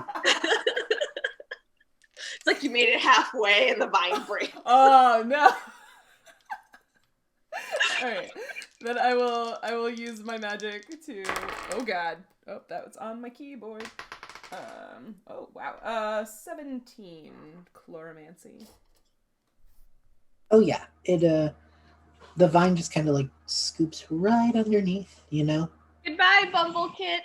just like lifts and moves it right back to you guys, and it kind of wakes up as it's being like moved, and seeing this, it like gets a little freaked because it's moving, and then it like once it reaches where you guys are, it tries to like hop off, but it kind of like fumbles a little and lands on its little chin and belly, kind of splayed out on the floor, but then just like shakes and gets back up and joins the other three. And these four seem like it's, you could tell that the four are happy that they are back, you know. There's like different sounds and purrs and buzzes between the four, but and the hydrangea's asleep, and it is soundly asleep because it got fed and now it has like some nice light. It's just a very good day for this territorial plant monster, and you all can probably head back because the only one Fugue had left was the way you came. I was gonna actually see if I could, like, Tame it. Oh no. yeah, I'm gonna try to, like gently, I want to gently wake up the hydrangea, and see if I can like tame it a little bit. Well, before you do that, I'm going to slowly start to back up with the Bumblekits so that Yeah, I'm not good idea. It's a good idea. Good plan. Yeah, I'm gonna try to like scratch it behind the ears and then like kind of gently pet it on its head. And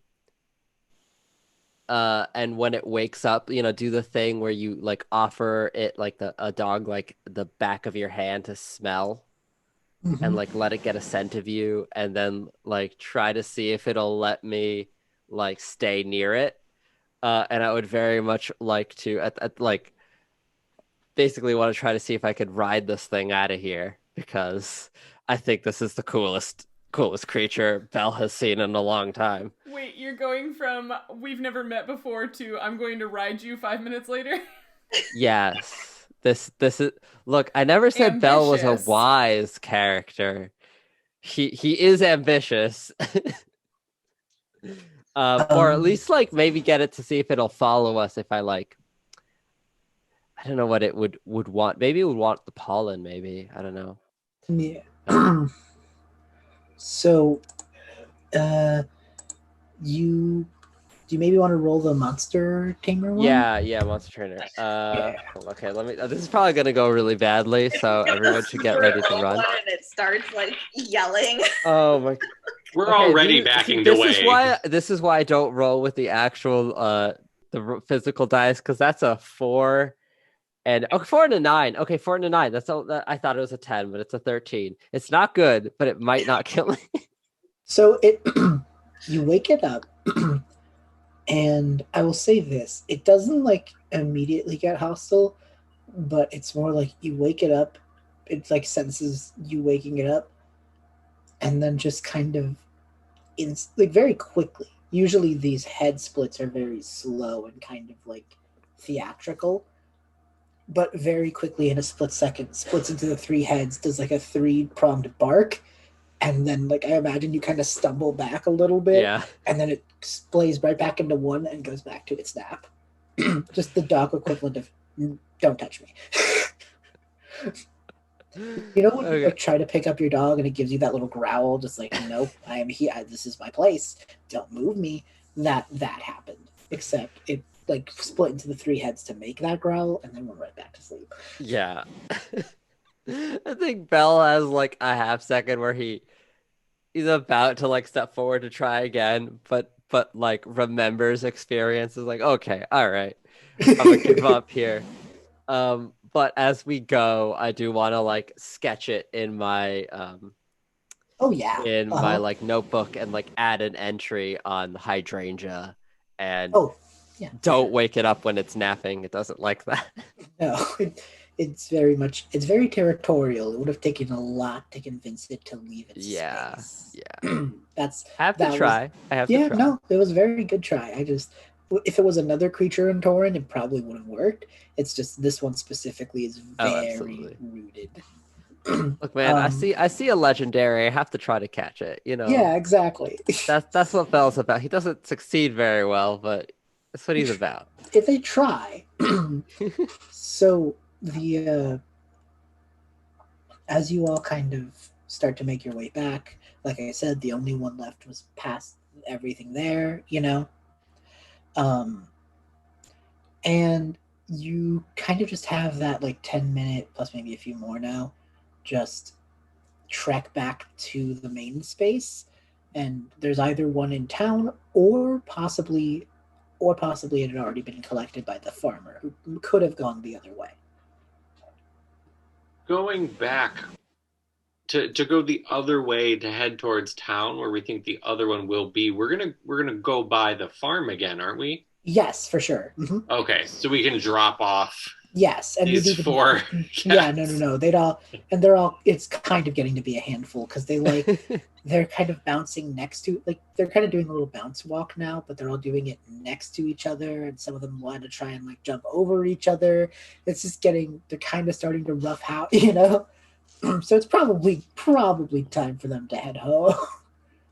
um, the sun is starting to actually set now. It is like Mm. but not in like a dangerously close to nightfall way, but in like you can see the very nice sunset hit the autumn leaves, just very nice. You probably have about another 15 minutes before things might start getting a little, eh, which would mean you'd have probably enough time to make it back to the farm and start your way to town, which is not a far walk from the farm. It's much quicker to get there than through the woods. So you'll probably be fine. You might be able to, if it's still there, you'll catch it right as it's starting to head back. So it shouldn't be a problem.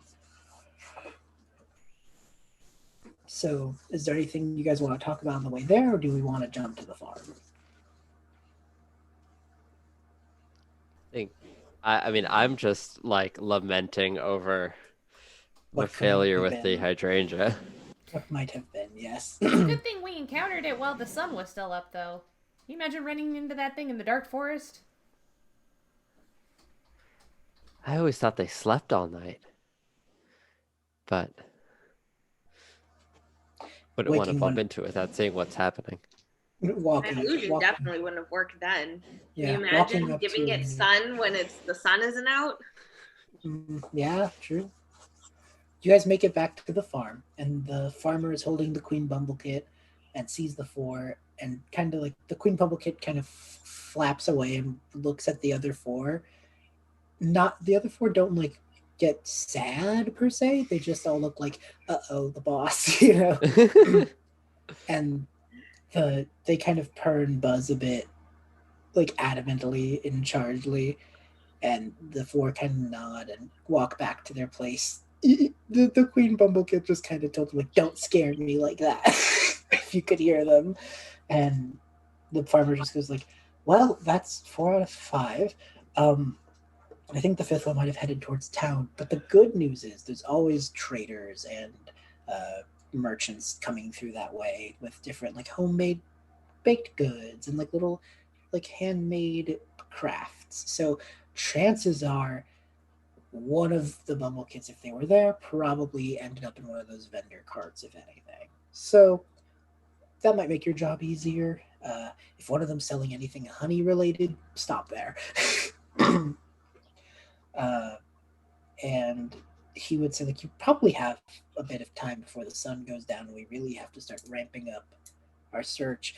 But thank you all so much. I'm gonna start making us something nice for when you come back with the 5th Bumblekit now. And he heads back in, very comfortable with the fort, and like confident you guys can handle this last one. So he's not like standing out there worried anymore. It's just one more, right? What could go wrong? Those are famous last words, Belle. Why would you say that out I've said them many times. They're definitely not last words. We'll see about this time. But there will be snacks when we're done. Yeah. I don't eat. What was that? I don't eat. Oh. Maybe you can have some nice oil. Grease up your wheels and make your insides run well. That's what the robot in Meet the Robinsons had. Yeah. Oh my gosh, I'm not the only one who remembered that movie. I watched that movie a lot. Hey, Heulwen, you know about the weather. Are we gonna be all right on this nighttime journey here? Yeah, it should be fine. It sounds like we should be able to find the last one pretty quick and be back at. Seems like it's going to be a clear night, just like the day was. Okay. Because the last time I did say this shouldn't be a problem, there was a giant storm, so I just wanted to check that out. Yeah. All right. Amalthea gives Belle the look that I very much just did of like the one eyebrow raise and like slotted eyes. And just like you would think that, wouldn't you? Belle is used to this look. So as you guys make your way, there sure enough are like these, like really the best visual I can give you are those wooden like old timey carts that have like the chalkboard on the side with the list of stuff. And there's a couple of them. Some of them are like handmade crafts and different things. One of them is just nicely enough, just like clearly these are like seller parents who like sell different things, but they've let their kid turn it into a makeshift lemonade stand for the day, you know. And there's just this like little orc child just like shouting for people to try their lemonade because it's really good, I promise.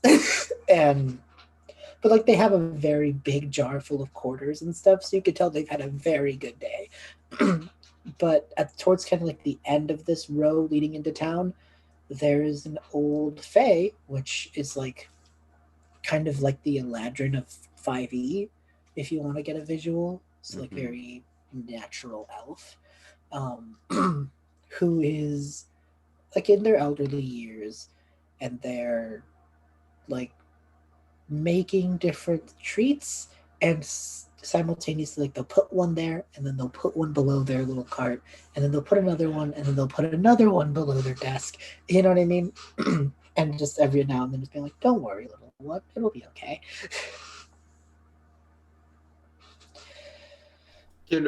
Are we able to tell what they're making their treats out of? Like, is it visible or... The biggest word on the top of the vendor cart says honey.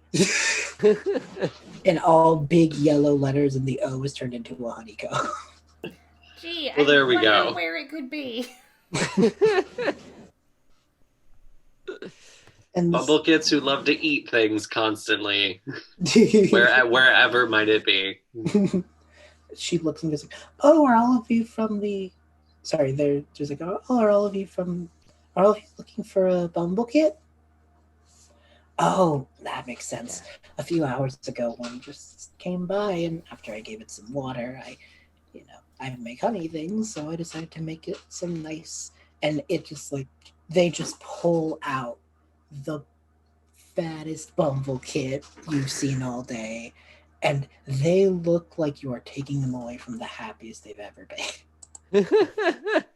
Oh.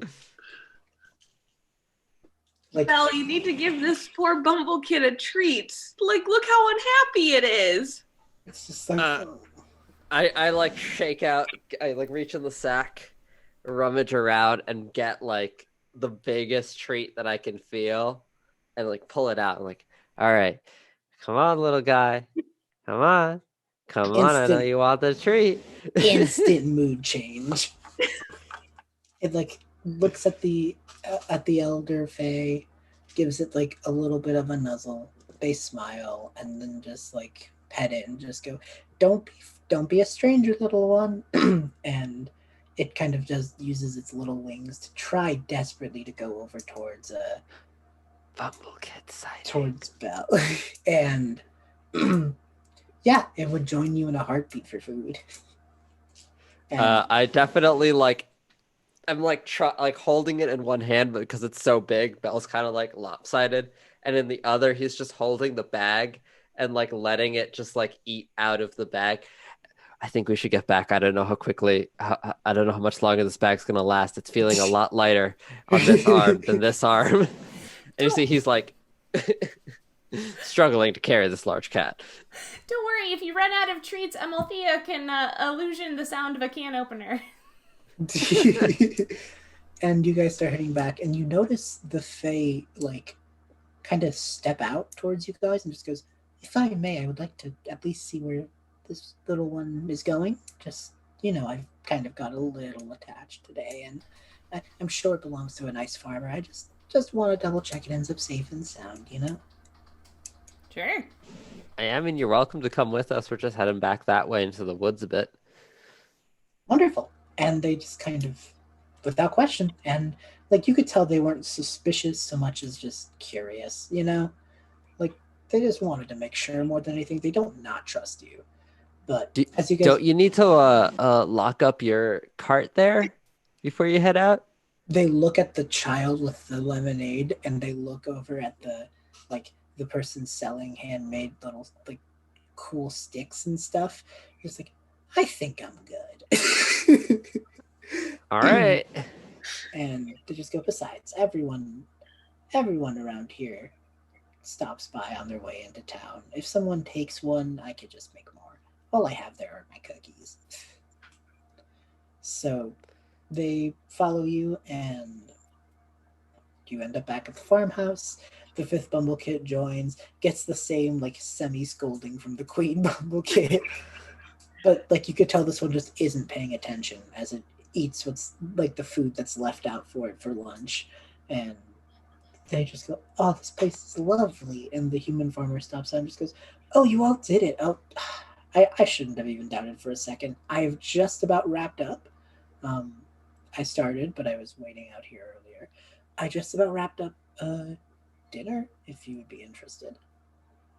And they look at the Fae and just go, "Were you the one taking care of my oldest one there?" And they nod. They're just like, "Thank you so much. Here, please, I have enough for everyone." And you guys, I think unless anyone has anything they want to do, I think the nice place to call it would be you guys getting a nice like dinner and getting to see the nightfall in Torin. You could probably stay the night either here or at the ranger station, so no worries about that. And you get a nice dinner and just a relaxing evening. There is one last thing that I would like to do, if that's okay with you, B. Absolutely. Yeah, definitely 100% gonna put the remaining berries in everyone's meal. There's like a nice salad for you to blend it into. Yeah, it's just So it's- look, we took these from the forest. We're not gonna waste them. Well, Heulwen doesn't even eat, so you're not going to be able to prank him back. I just take a berry and I just kind of smush it into Heulwen's face. Do you? I don't even know. I guess D20. No, I'm not trying to do it. Like I think that's while everyone else is eating. I just like try to make him have. Is there even like one. an orifice on their face? Like, yeah, that's actually I don't know. You do this while I'm trying to just talk to the farmer about crops and like how their season's going, and you just come up and just smush this berry onto me. And I turn and I'm just like, you're very lucky that didn't get into anything. Are you trying to make us have an effect, Belle? I figured we could try these. They seem fun. The Fae just kind of like if the Fae see this, they just go, "Oh, I would always play pranks on my siblings with these." He gets it. So D20s from you two, I suppose. Unless, Belle, did you do it to yourself as well? I did also eat the salad, yes. Okay, so for all three of you. God, this was payback for the bear illusion. I got a 6. I got an 18. 6, 18, and 13. 13. Okay, so the 6, you open your mouth, and the best way to put it is like, you know when you have a fruit roll up and like the blue one and then your tongue gets all blue afterwards? The red berry color is just all over it now, and it will be for a while. Oh, that's great. Yeah. You see Belle, like I guess I see it like in the reflection of something, and I'm like, oh, fugue, check it out, and I start doing like, bleh, bleh, and then fugue goes, bleh, and it's just like they're the same color, and Belle is so happy. You, as for Zeeker, you put your you eat it. Kind of know what it is, so you're prepared for anything. Mm-hmm. You take the next bite of your salad, and it tastes like candy. Oh, Belle. Everything tastes like candy. Oh, Belle, you did the best thing! More people should say that. Your whole dinner now will taste like candy. Yes! That is pretty great. And the last one, I saved it for last because I will be saving you from having to do something really hard. Fox wrote on here, because again, this was me. For the next 5 minutes, you speak impulsively in rhyme. Which we will not have to force you to do on the spot, because this is what we're going to call it. Hey! I did not know you were such a natural poet. I was trying very hard to think of what rhymed with done, like already in my brain. The story is done. We hope you had fun. Thank you ever so much, everyone, for playing with us, for running the game for us, everyone who watched. I'm sorry, I had to leave the chat because my laptop was almost out of batteries. But thank you ever so much to everyone who was watching us, or any of you who are watching or listening to us in the future. We hope you enjoyed World of Wyldrvir. B, where can people find this game? Yes, so fun part about World of Wyldrvir is completely done on just different Google documents and stuff. I will eventually maybe get it to be pay what you want PDFs on itch once I learn that system better. But for now, there will just be, I can send links. If you go to either our Instagram or Twitter or anywhere, you will find a link to a Drive folder that just has all of it laid out. There will also be links to our Discord server and all that jazz. So I do my best to make it so that everything can get you everywhere. Amazing. And yeah, we'll have links to the Wyldrvir Twitter in all of the places as well. They're down in the reference section below. And in the reference section, you can also find the social media information for our 2 special guests. I sort of pointed in the right direction. There we go. So thank you so much, Jaye and Sebastian, for hanging out with us tonight. I hope you had fun. And thanks, of course, to regular cast member Ryan for hanging out. I loved all of the characters everybody made. That was super fun. And this game system is really just sweet and nice, and it seems super family-friendly as well, so you could probably play this with a mixed group of ages or abilities or experiences with tabletop role-playing games. For instance, Jaye told us this was her first time ever playing a tabletop role-playing game, and it worked out swimmingly, right? Nice. So it's a great game for all of those reasons. So please check out World of Wyldrvir, check out all of these wonderful people and the great SciCon they do. And thanks everyone for supporting us. We will see you for all of the rest of our streams this month, and then we'll be taking our December break. But take care of yourselves, and we'll see you later. Bye. Bye, everyone. Bye, everybody. Bye.